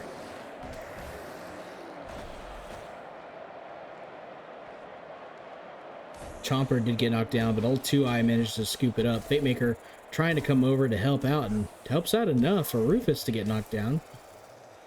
Old 2i has got the space. Now finally in enemy territory, but there's no support for him there. Victor Suris, the team captain, trying to come in to help out. Oh. Mary's got the ball, but Fate Maker is on top of them. Oh, Victor Suris, I think got injured there, but Apothecary was used. Jeff, the hero, and Zora needing to stop the score here. Stop the bleeding. Makataka now with the ball is going to run around the opposite side. He's got lots of room to run, get it out of danger, but is getting caught. That's going to lead us to halftime. Wow, that first half flew by. Anybody else feel like that? It didn't seem like it was like super eventful, but I think we just had long and uninterrupted drives.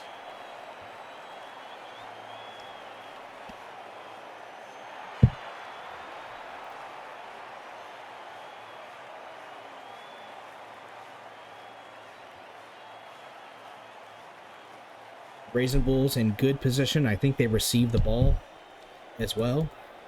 So they are purely on the offensive right now. This is exactly where a corn team wants to be.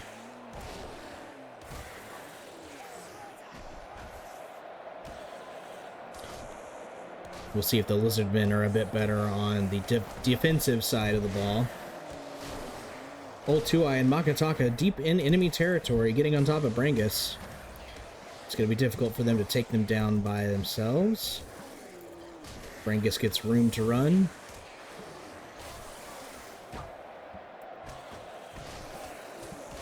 Fate Maker and Rufus kind of in the mix here, making their presence felt.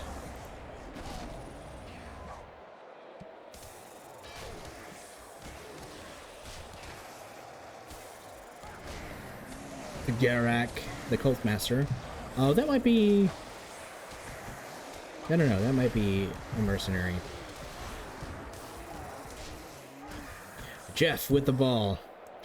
Moving it up. Come on, Jeff. Jeff is my favorite player. That's going to be a touchdown for Jeff. Sneaking his way into the backfield.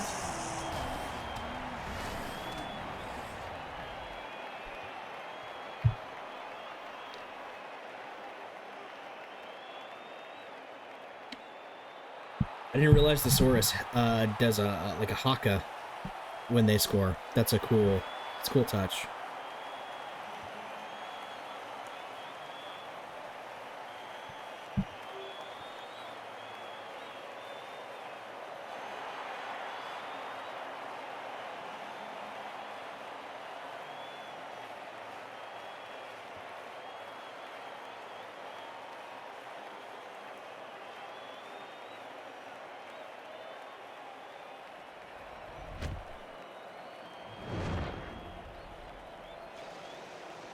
But Brangus right underneath it, but he can't quite catch it there. Oh, Fate Maker scooting right by Rufus.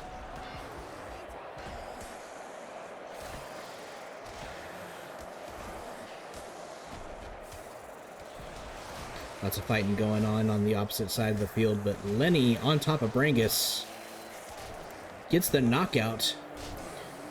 Ball now over to Angus. Lenny getting knocked down.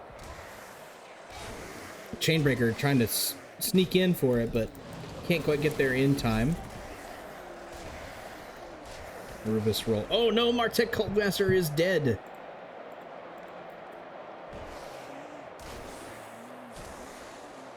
I think. Or did somebody else die over there? I don't know. I think that's a dead Cultmaster.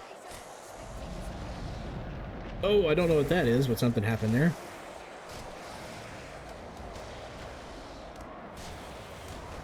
Ball is down in the midfield. Old Two Eye is going to try and scoop it up and having some trouble. Gets it on the third try.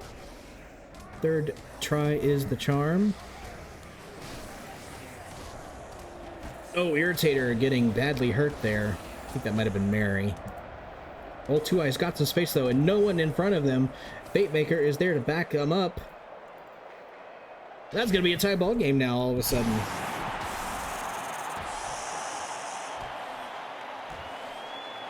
Blizzard have been showing that they're not out of this yet.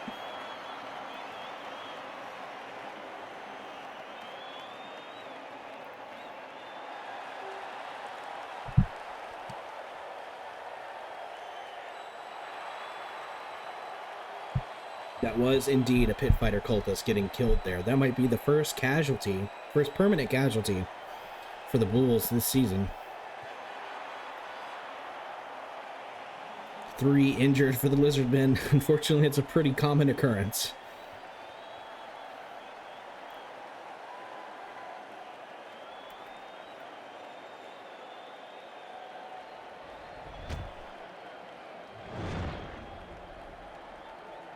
And the kick to Angus.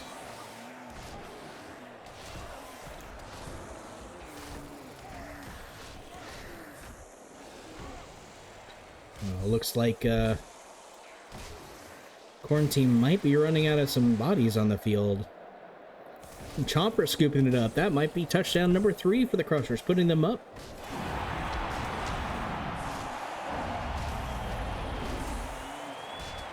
With Fate Maker right behind.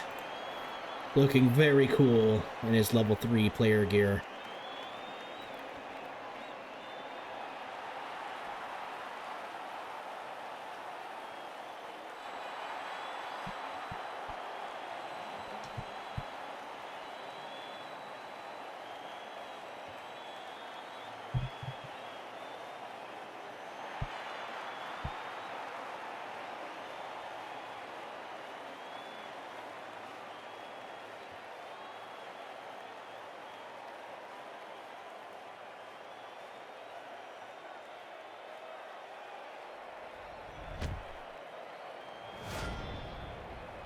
Oh, a deep kick that goes out of bounds, so Corn Demons are going to put them where they want it. The Bulls with the ball, but Fate Maker already trying to get into enemy territory. Oh, it's going to get on the ball carrier now.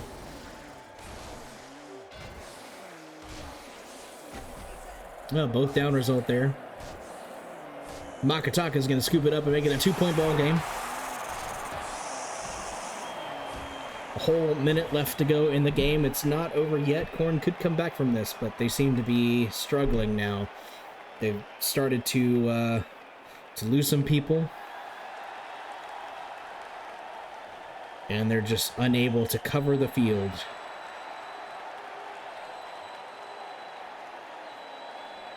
The power of Jeff. Agreed. He got a touchdown today. Very proud of him.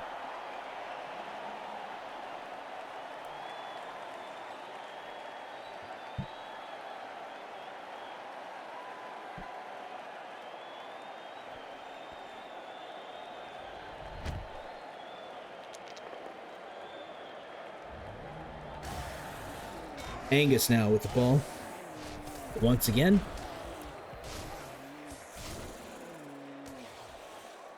Rufus came out on top of his interaction with Fate Maker that time.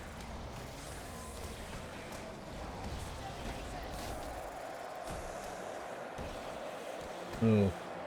Now Rufus. Rufus with the ball.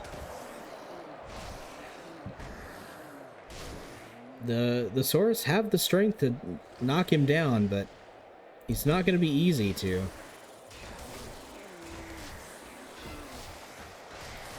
Oh, he's punching his way out. He's just says, I'm gonna, if my teammates aren't gonna do it, I'm gonna do it myself. But Lizardmen are staying on top of him the whole way. They're gonna hold him up just enough, or even if he does score here, it won't be enough to win the game. Oh, Makataka getting an injury. That's another one for Rufus on this game. Rufus does get the space. He's gonna get a touchdown for his trouble today. Bringing it within one, but short. Oh, he's just gonna fly away. It's like, fuck you guys. I'm just gonna leave. Never seen that animation before. Rufus, maybe not happy with the performance of his team, decided to take the ball and leave.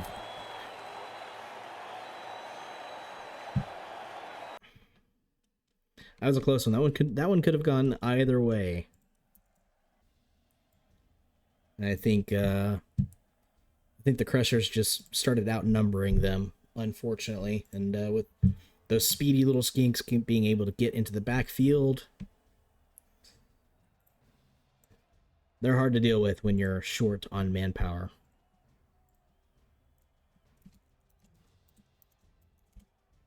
It's a great way to come back from break, though, for Game 5. We'll be moving into Game 6 here in a moment, but let's take a look at those stats.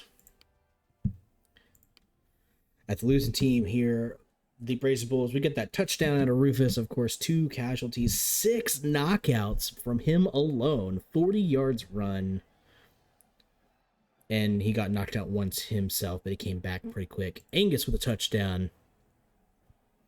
The MVP going to Harry. Mary with a casualty cause. Sigurd Demon Fire with a casualty cause. A touchdown at his Sonic Slay Pit. One, probably the most consistent scorer for the Brazen Bulls, so he's keeping that up. And we got some injuries, and of course, Martek Cultmaster here died today, so he will not be coming back for the Bulls, sadly.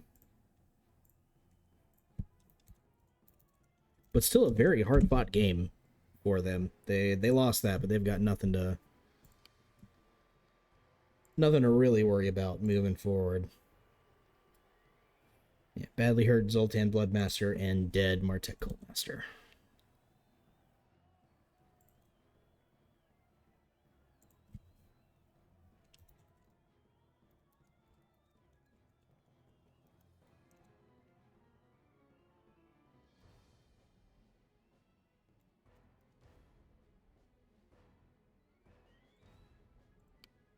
Take a look at those stats for the winning team for the day, the Continental Crushers. We've got a touchdown each out of Magataka, O2I, Chomper, and Jeff. Jeff getting his touchdown. So proud of him. Got a knockout and 26 yards run on his own. The MVP going to Chomper today with his 30 yards run and his touchdown. He also got a knockout. We got Chainbreaker, the skink, getting a kill today. That was not on my bingo card. Fate Maker just getting a knockout. That's a unfortunately kind of low performing day for Fate Maker, but he was definitely there, making his presence felt. I think really blunting the offensive capability of Rufus for most of the game. Being able to match that strength.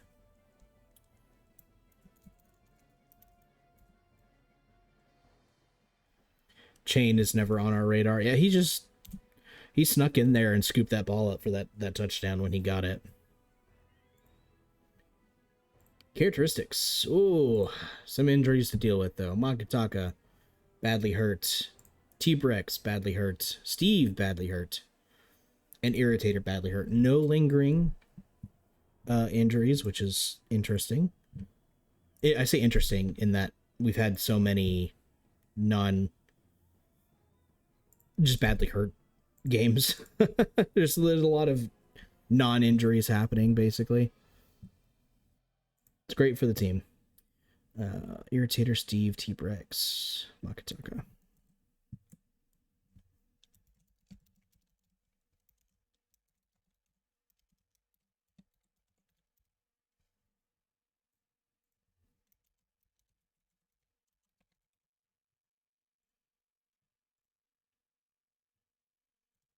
Okay, and I did post stats. Excellent. Here's our MVPs, Harry and Chomper. That'll be worth a touch or a level up for him if he's not leveled up already, which I don't think he is. Yeah. It's good for him.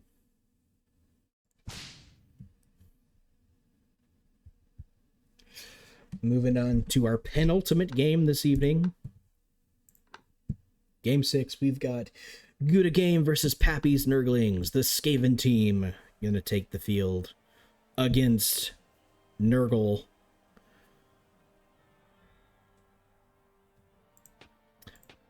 They are going to be down a couple players today due to injuries, but I think the worst of their injuries has been taken care of. Let's go GG, their manager says. Rooting for the team already. Love to see it. Nurgle, Nurgle, Nurgle. I hate that this is not in alphabetical order. Pappy's Nurglings. Very solid team. All season long. So they're kind of right there in the middle of the pack in terms of rankings.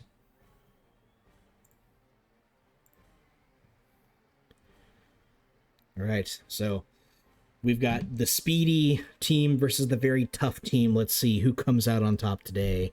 So make sure to change this to AI. And let's do it.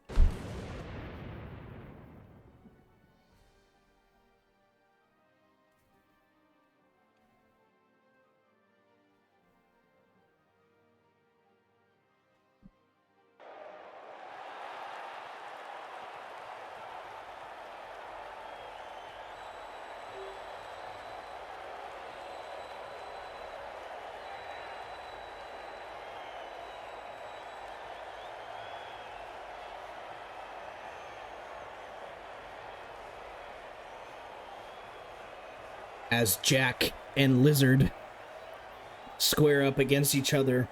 Hope to see them going after each other.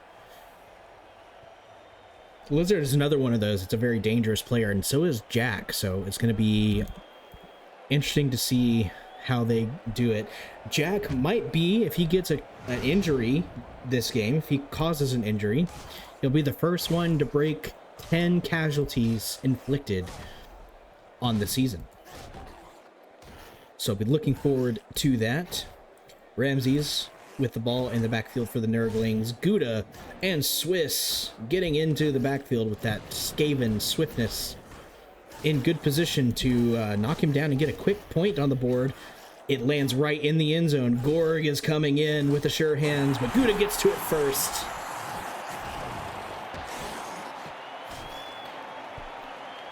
Gouda's like, hold up, fam. I don't even need sure hands. I got this.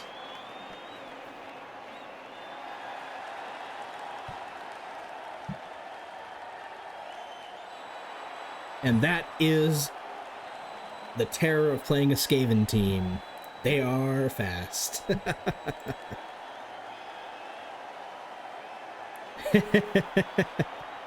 Yeah, I wonder if he's watching. I think he tries to put it up in whenever he's streaming with friends. So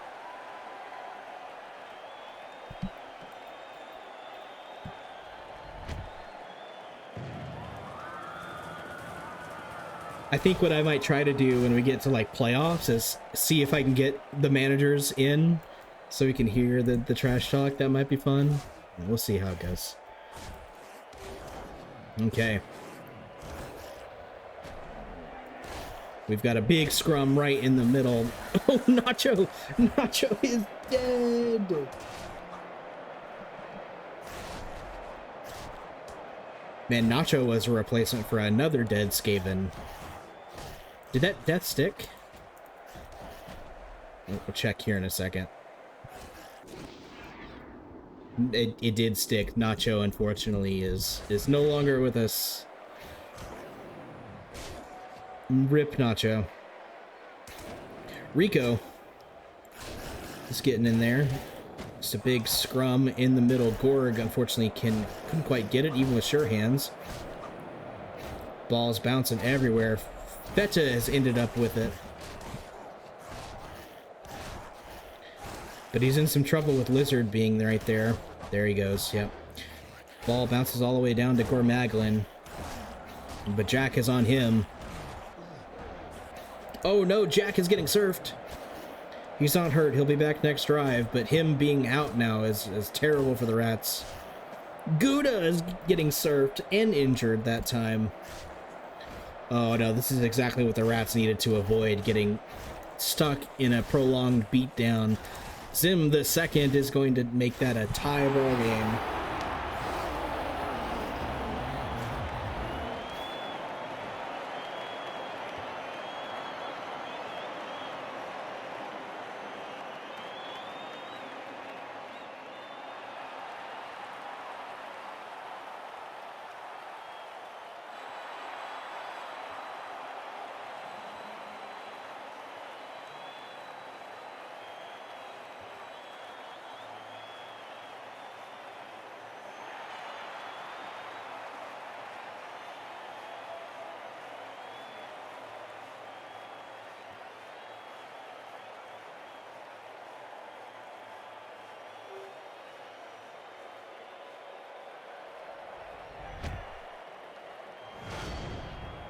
They're going for the first time on the defensive as they are the ones to kick off the ball.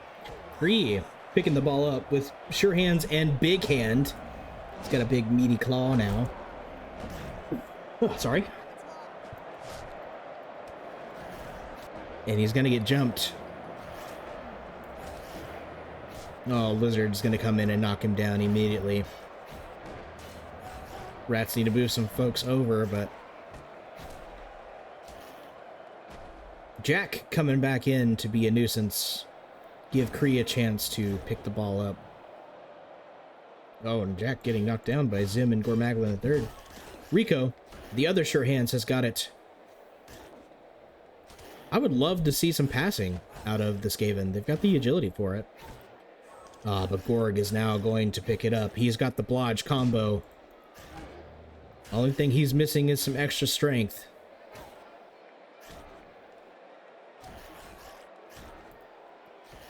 But Nurglings have them cornered. It's going to make it difficult.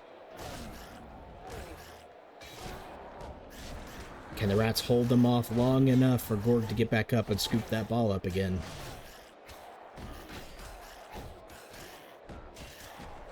Well, ball got knocked into him. Jack getting knocked down. We see this pretty often with the Nurgling team where we kind of just like stall around the ball and just punch it out a little bit. Oh, Gorg getting knocked out. Rico injured now. That's the team captain. There's still lots of Rats in support here, so Rats could still make something happen, and they're actually doing somewhat okay for themselves in this punching contest. Ball bounced out. Laurie coming for the ball, gonna try and scoop it up and get it out of danger. He's gonna get caught, though.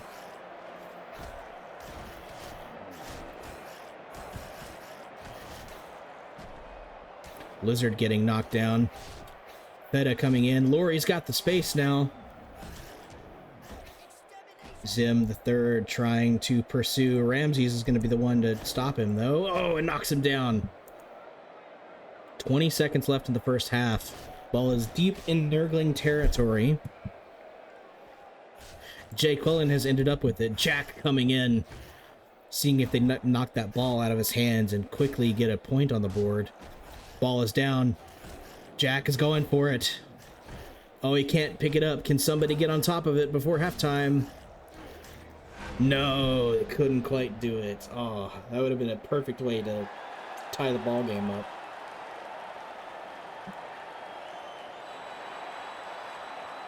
Oh, seen a lot of red on the Skaven side.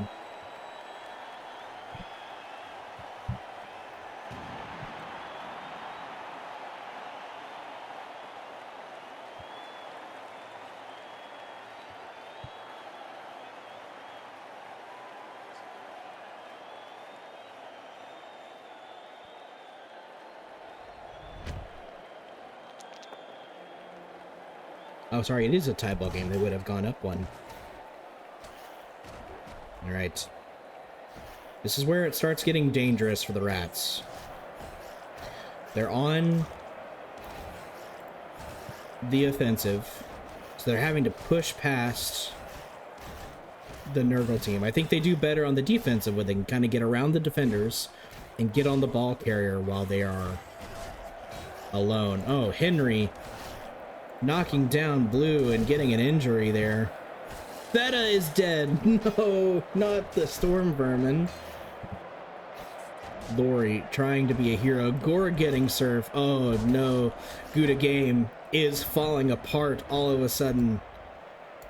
Ron Van goddamn the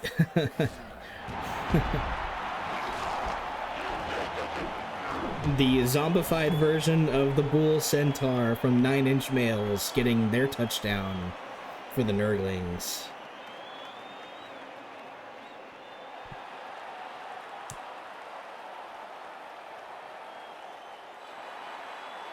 Two dead rats. 4 injured.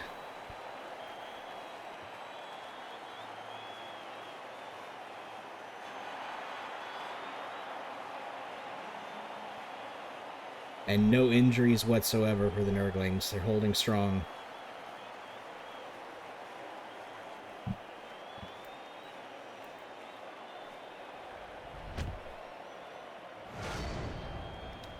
Gonna short that kick, so it's gonna go to whoever they want. It's gonna go to Kree. Kree with the big hand. The Lizard getting pushed off of the line of scrimmage there, but not getting knocked down. Kree just confused on where to go, and he can't get around anybody. There's not enough rats now to make a wall for him. Zim the second may be going for touchdown number 2 on the day. And he sure is. That's going to be a touchdown and a level up for him, guaranteed.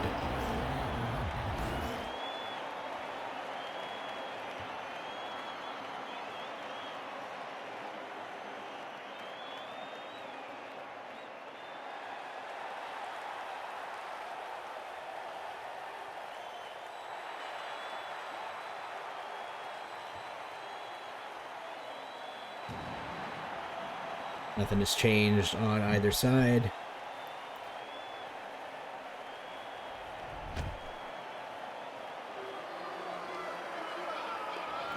Well, pitch invasion. Kind of hit both teams equally, but of course, the Skaven being so strapped for people. Lizard with the ball. Jack is probably the only one who can do anything about it. Oh, Kree getting hurt. Jack getting over his wild animal roll, trying to come in to help. Some clever maneuvering by Lizard has got him blocked. That's going to be a touchdown for the team captain. Oh, he got stopped right at the line and then pushed in. Wow. That wasn't... He was in, he somehow got out and then pushed back in.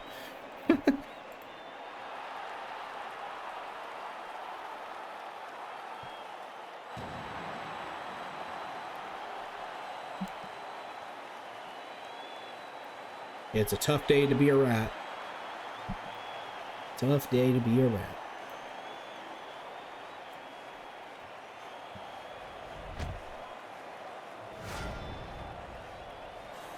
Oh, what a perfect kick.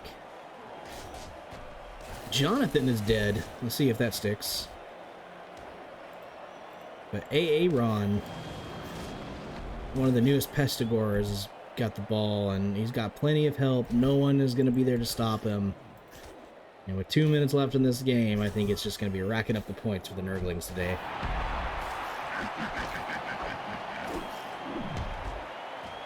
Trying to buff their ranking.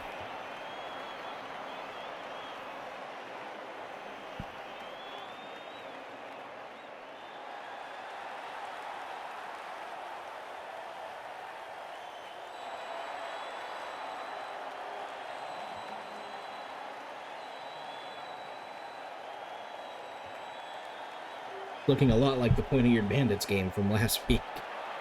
There's just a lot of injured rats.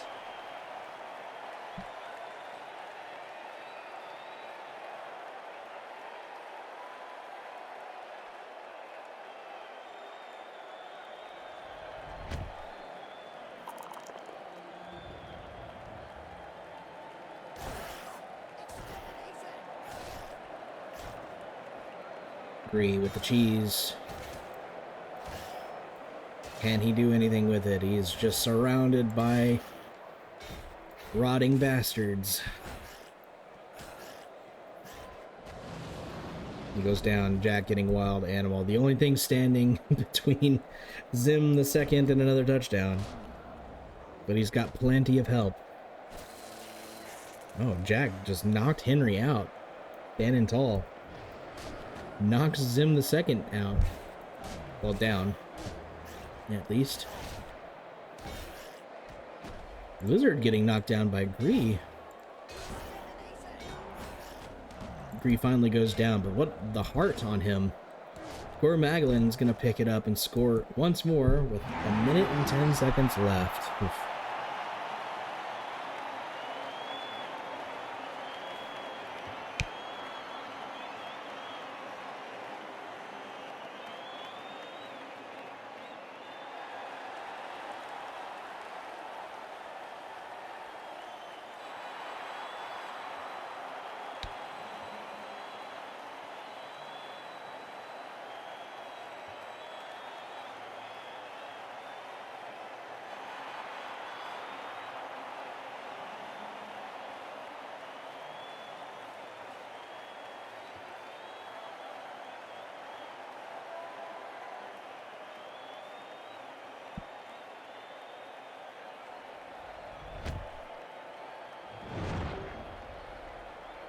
Ball's going to go right to Gorg, who catches it.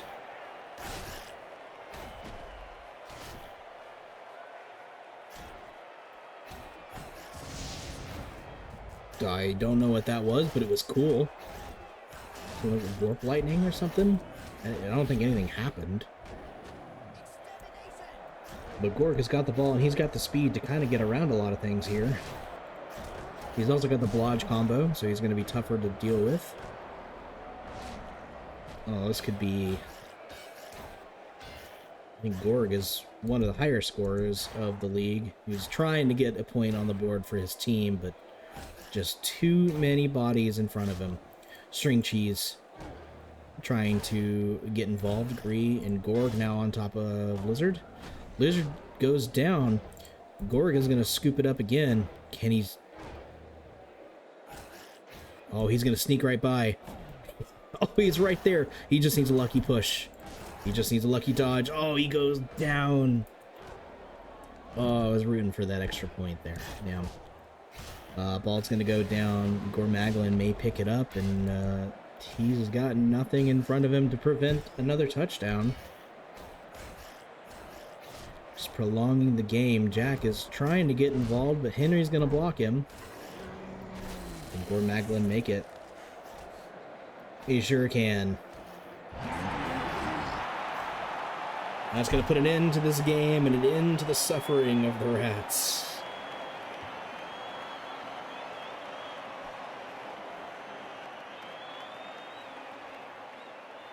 I think once the rats got put on, like, perpetual offensive, their speed just became less important.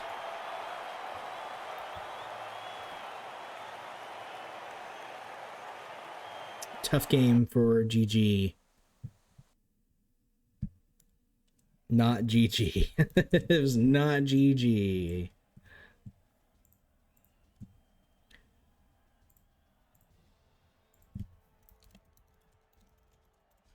Take a look at stats here real quick, and then we'll jump into our 7th and final game of the evening. For Gouda game, no casualties caused except for Lori. Lori kind of fighting his little rat heart out. Agree with the MVP. I agree with that. He showed some heart there as well. Gouda with the only touchdown there. It was looking so good there at the beginning when they had that quick touchdown. Successful reception for Gorg. Some knockouts here and there. Jack not breaking that double digits casualties here in this game, unfortunately. Gorg with 48 yards run by himself. That's a tough one. That's a tough one for the Rats. And next week is going to be pretty rough. They're going to be down several players. And they have 2 that they're going to have to replace due to death. So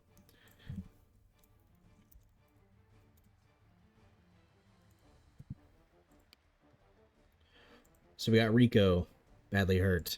Feta and Nacho, both dead. Feta, a level 2 Storm Vermin. That hurts. Swiss with a smashed hand. Smashed collarbone for Blue. Oh, losing a point of strength. I think Blue probably needs to retire. Badly hurt for Gouda and Kree. Oops.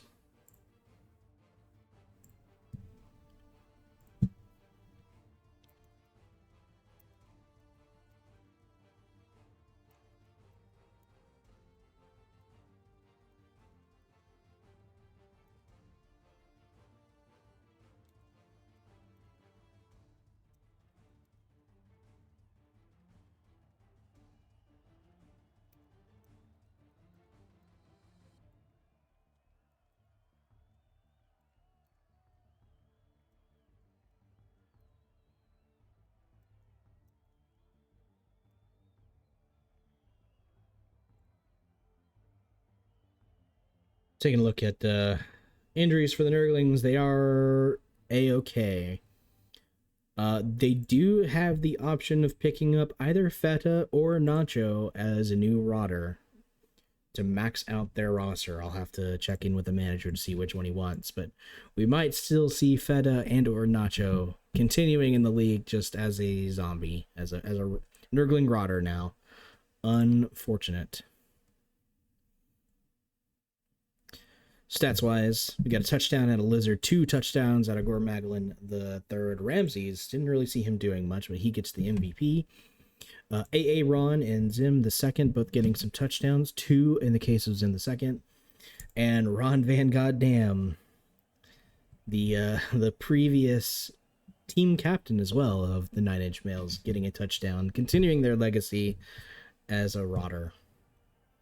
3 casualties caused by Lizard, 4 knockouts. Ooh, just a big game for Lizard. Henry getting 1, and an injury for Zim the third and the 5th. And spreading the ball around, getting lots of yards run.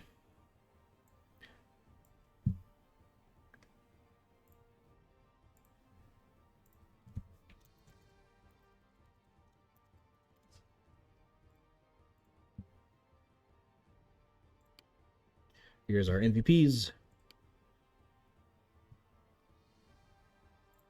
And with that, we'll move right along to our final game of the night. We have the Nurgle team, Mr. Meeseeks.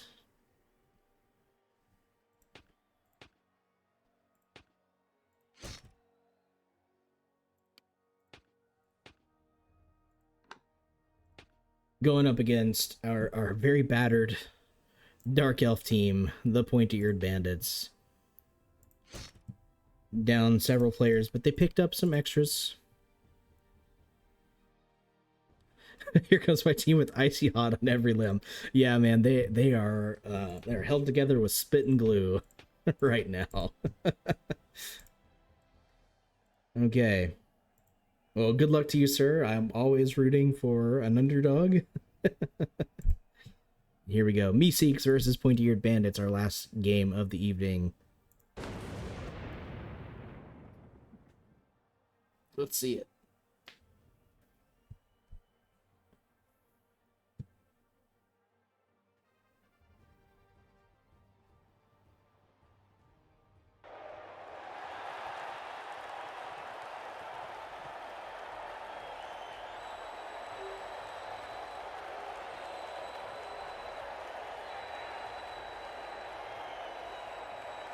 I think the Meeseeks are down 2 players of their own this game, but they had plenty of extras.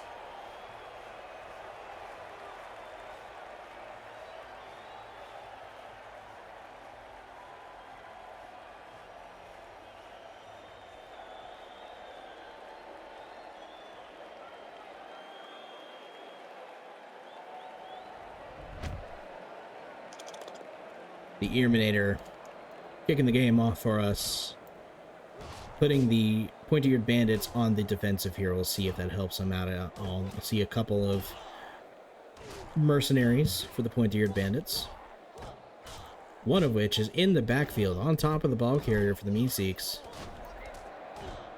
Sharpicus Fangir and another mercenary coming in. Oh, can Sharpicus Fangir be the one? He's got the ball. That's an early touchdown for the Pointy-Eared Bandits. And Icy Hot waking them up, getting them moving in the early stages of the game.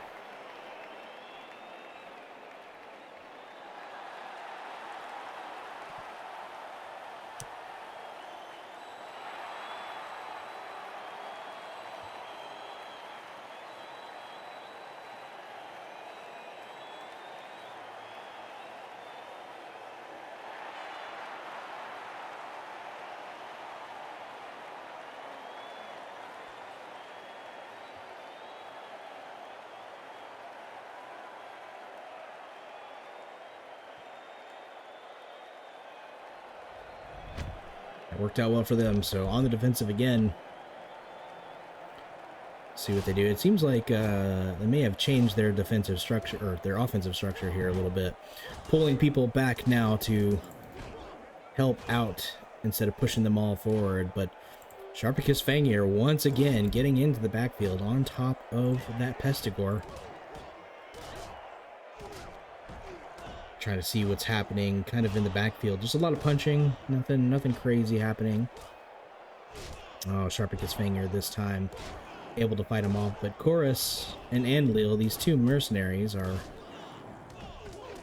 in there.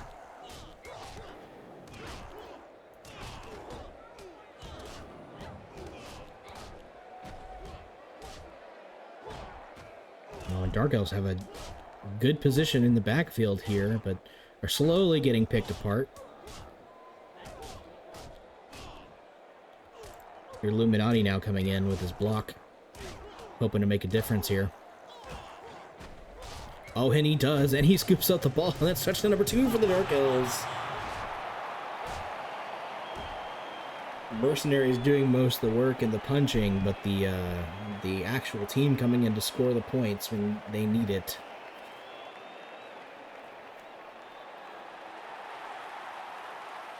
And they've done so well that they've done well so far to keep themselves healthy. No injuries or anything of that nature on either side. Just a single knocked out player getting back in the game.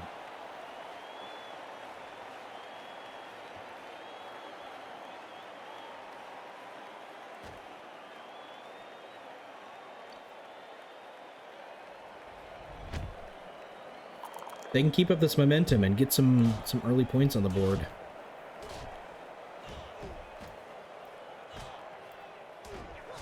They might be in good shape.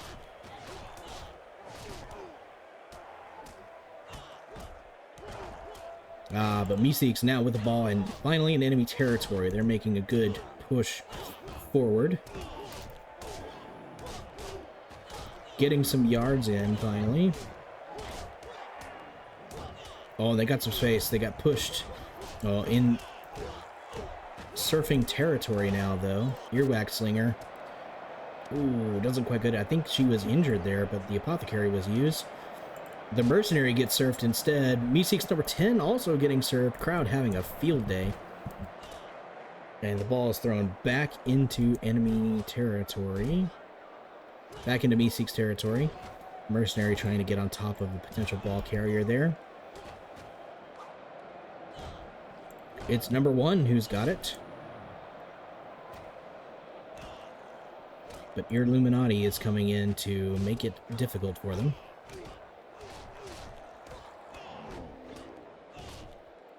Get some space. The Whisper Reaper 2.0, the replacement for the deceased Whisper Reaper from the previous game, coming in.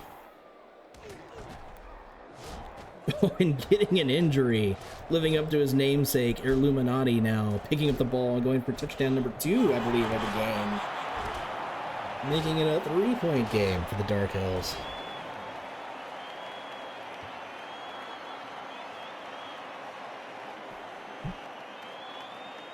Wow, it seems like there's not a lot happening just because there's not many injuries as opposed to like the previous games we've seen, but yeah, the Dark Elves are standing their ground, doing quite well.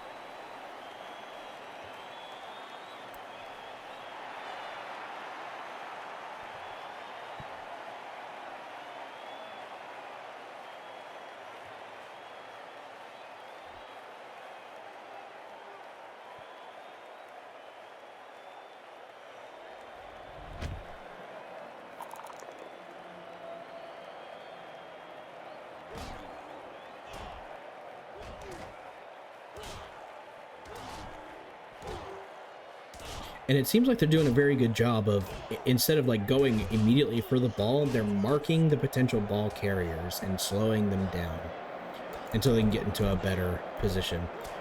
So it feels like they're playing more strategically in a way. Sharpicus Fangier. Already been quite effective so far this game. Number 12 has got it. And is down. Lots of Dark Elves around it, though. Yeah, you can see him kind of like avoiding the ball at times almost, trying to open up a path so when they do pick it up, they've got a better chance at it. Coral here, the Mercenary, getting pushed around. The Meeseeks are desperately trying to keep things in their hands. Oh, but now, number 11, the team captain, the Beast of Nurgle, has got it. And has gotten some space now. Going to be pushing into enemy territory.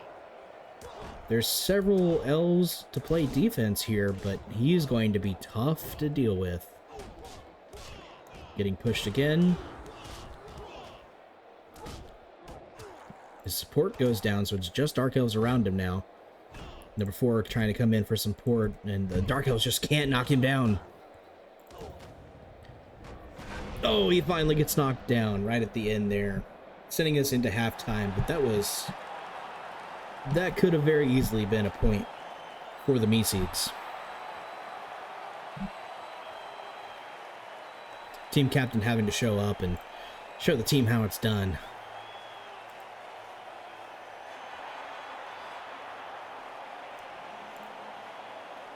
Still a very healthy game for both teams so far, moving into the second half. Now the Dark Elves are being put on the offensive, so we'll see if their luck holds or if they're able to keep playing it so strategically. But so far, it looks like the same thing is happening to them. They are being surrounded in their own territory. But Irgoin, the Pointful, with block, holding his ground, getting knocked down finally. And number 7 getting in there and scooping it up.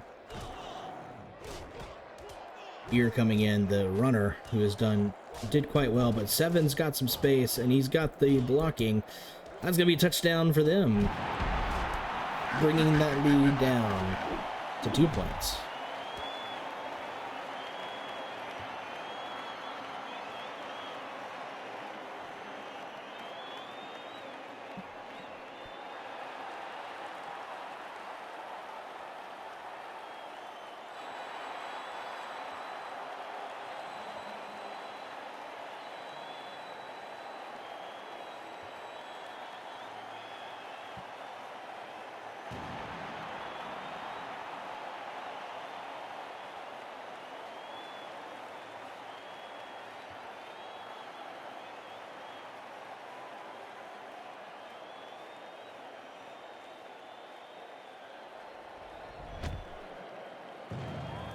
And the kick, keeping the Dark Elves on the offensive.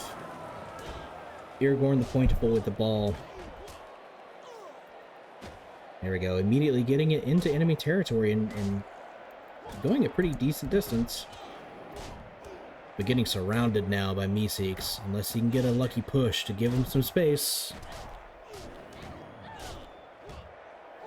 Oh, Mercenary getting injured.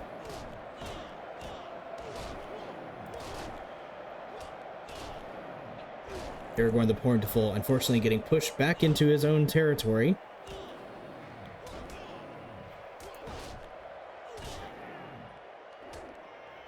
Ear and Earwax Slinger are in position potentially to be a detriment, but they got to deal with number 13 here. The aforenamed, the player formerly known as Rukov. Number 11 has got it. We saw how difficult it was to deal with him in the last drive. But now they're in their own territory. Let's see if the elves can do a little bit better of a job of knocking him down. If they can, it's going to be a bit easier to score. Aragorn the Pointful is now with the ball. Holding on to it for a moment. Maybe holding on for it too long. He gets knocked down. Number 5 has got it.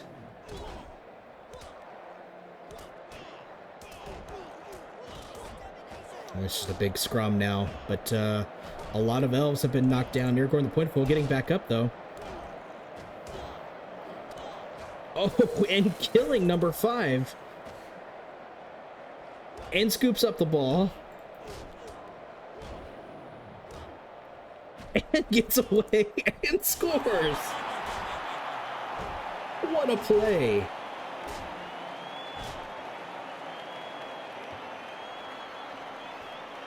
What a play.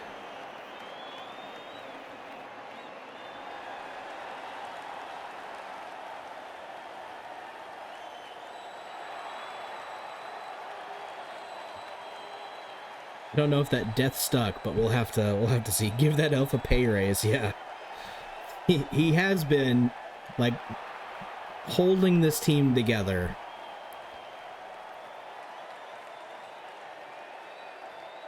We do have an injured elf on the sidelines, their first for the game. But it is a mercenary, so you don't really care too much about him. Ball's going to go out of bounds, so they're going to give it to number 4. It's supposed to be Eureka. I just realized I misspelled it. I'll have to fix that later. But Eureka and the Irminator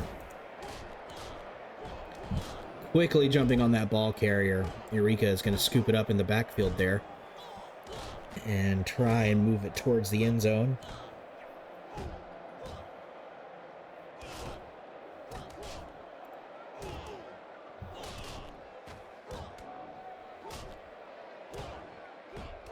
Getting just pushed slowly towards the end zone. Finally goes down, but the ball is now deep in their own territory with only 3 seconds left in the game. This is a victory for the Pointy-Eared Bandits. It's now just a matter of what can happen in this last up to a minute or until the ball hits the ground. Number 4 has gotten away. Gonna maybe try to get another point on the board. It's just the Whisper Reaper in front of him, but Eureka and the Mercenary Torel. Oh, number 14 got injured. And that's going to be the game. Pointy-Eared Bandits. Masters of just playing at a disadvantage, apparently.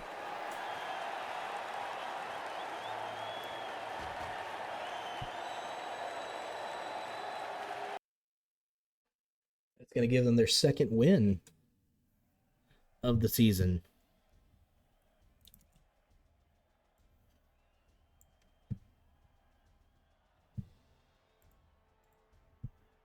What a way to end it. What a way to end it. I thought for sure that that was probably going to be a Meeseeks victory there. But Pointy-Eared Bandits, the definite underdogs of the season.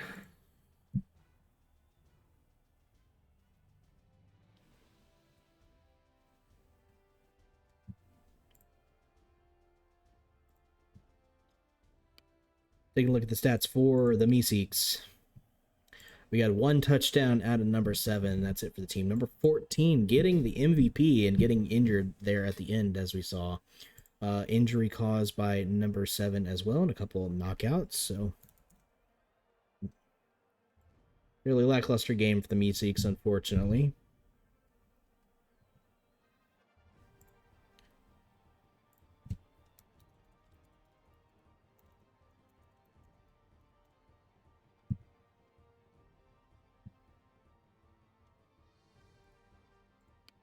Injuries, though. We got number 1 badly hurt. Number 5 is dead. That death did stick. And number 14 injured as well.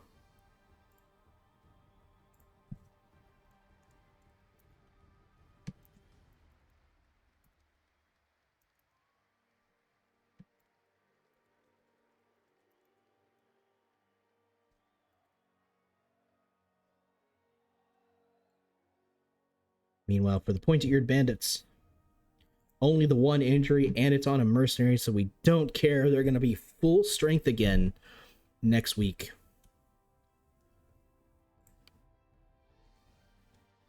Looking at their stats, we got a touchdown out of Sharpicus Fangir, 2 out of Illuminati, 1 out of Irgorn the Pointiful. Oh, MVP going to the mercenary. That sucks to see. So missing out on some big SPP there, unfortunately. But Irgorn the Pointiful getting a kill in the game, an injury for the Whisper Reaper 2.0, and Earwax Slinger, the Witch Elf, did quite well against a very tough team.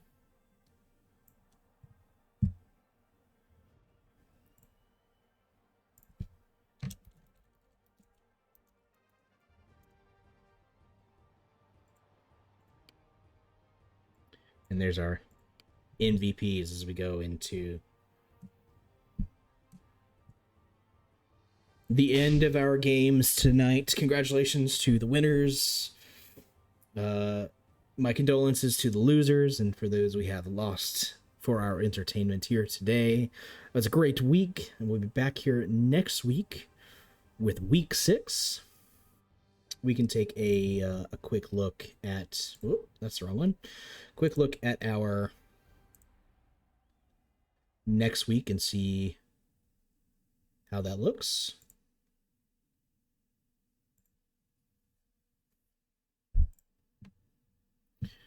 All right.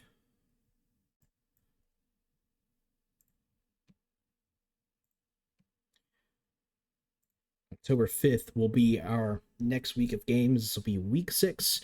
We'll be starting off, a big game. Dumpati Loa versus Grinning Gitstampas. Going to be fighting for that first ranked spot, most likely, depending on how things shake up after this week. But that's one I'm going to be very interested in watching. 9-inch males against the Mythics. Chaos Dwarves against Amazons there. The Bone Malones will be going up against the Midnight Maulers, continuing the Undead v Undead theme. The Continental Crushers will be going into the Chaos Undivided Knickknacks. And then we'll have Pappy's Nurglings into the Wrath's Raiders. Pointy-eared Bandits into Brazen Bulls. That ought to be a good game as well. And Mr. Meeseeks going up against, the very battered Gouda Game. So be looking forward to that. The week after that, week 7, will be somewhat of a special week, because after that week we will take a break, and I'll explain this as well as we get to that point. But right now the schedule says that we'll have games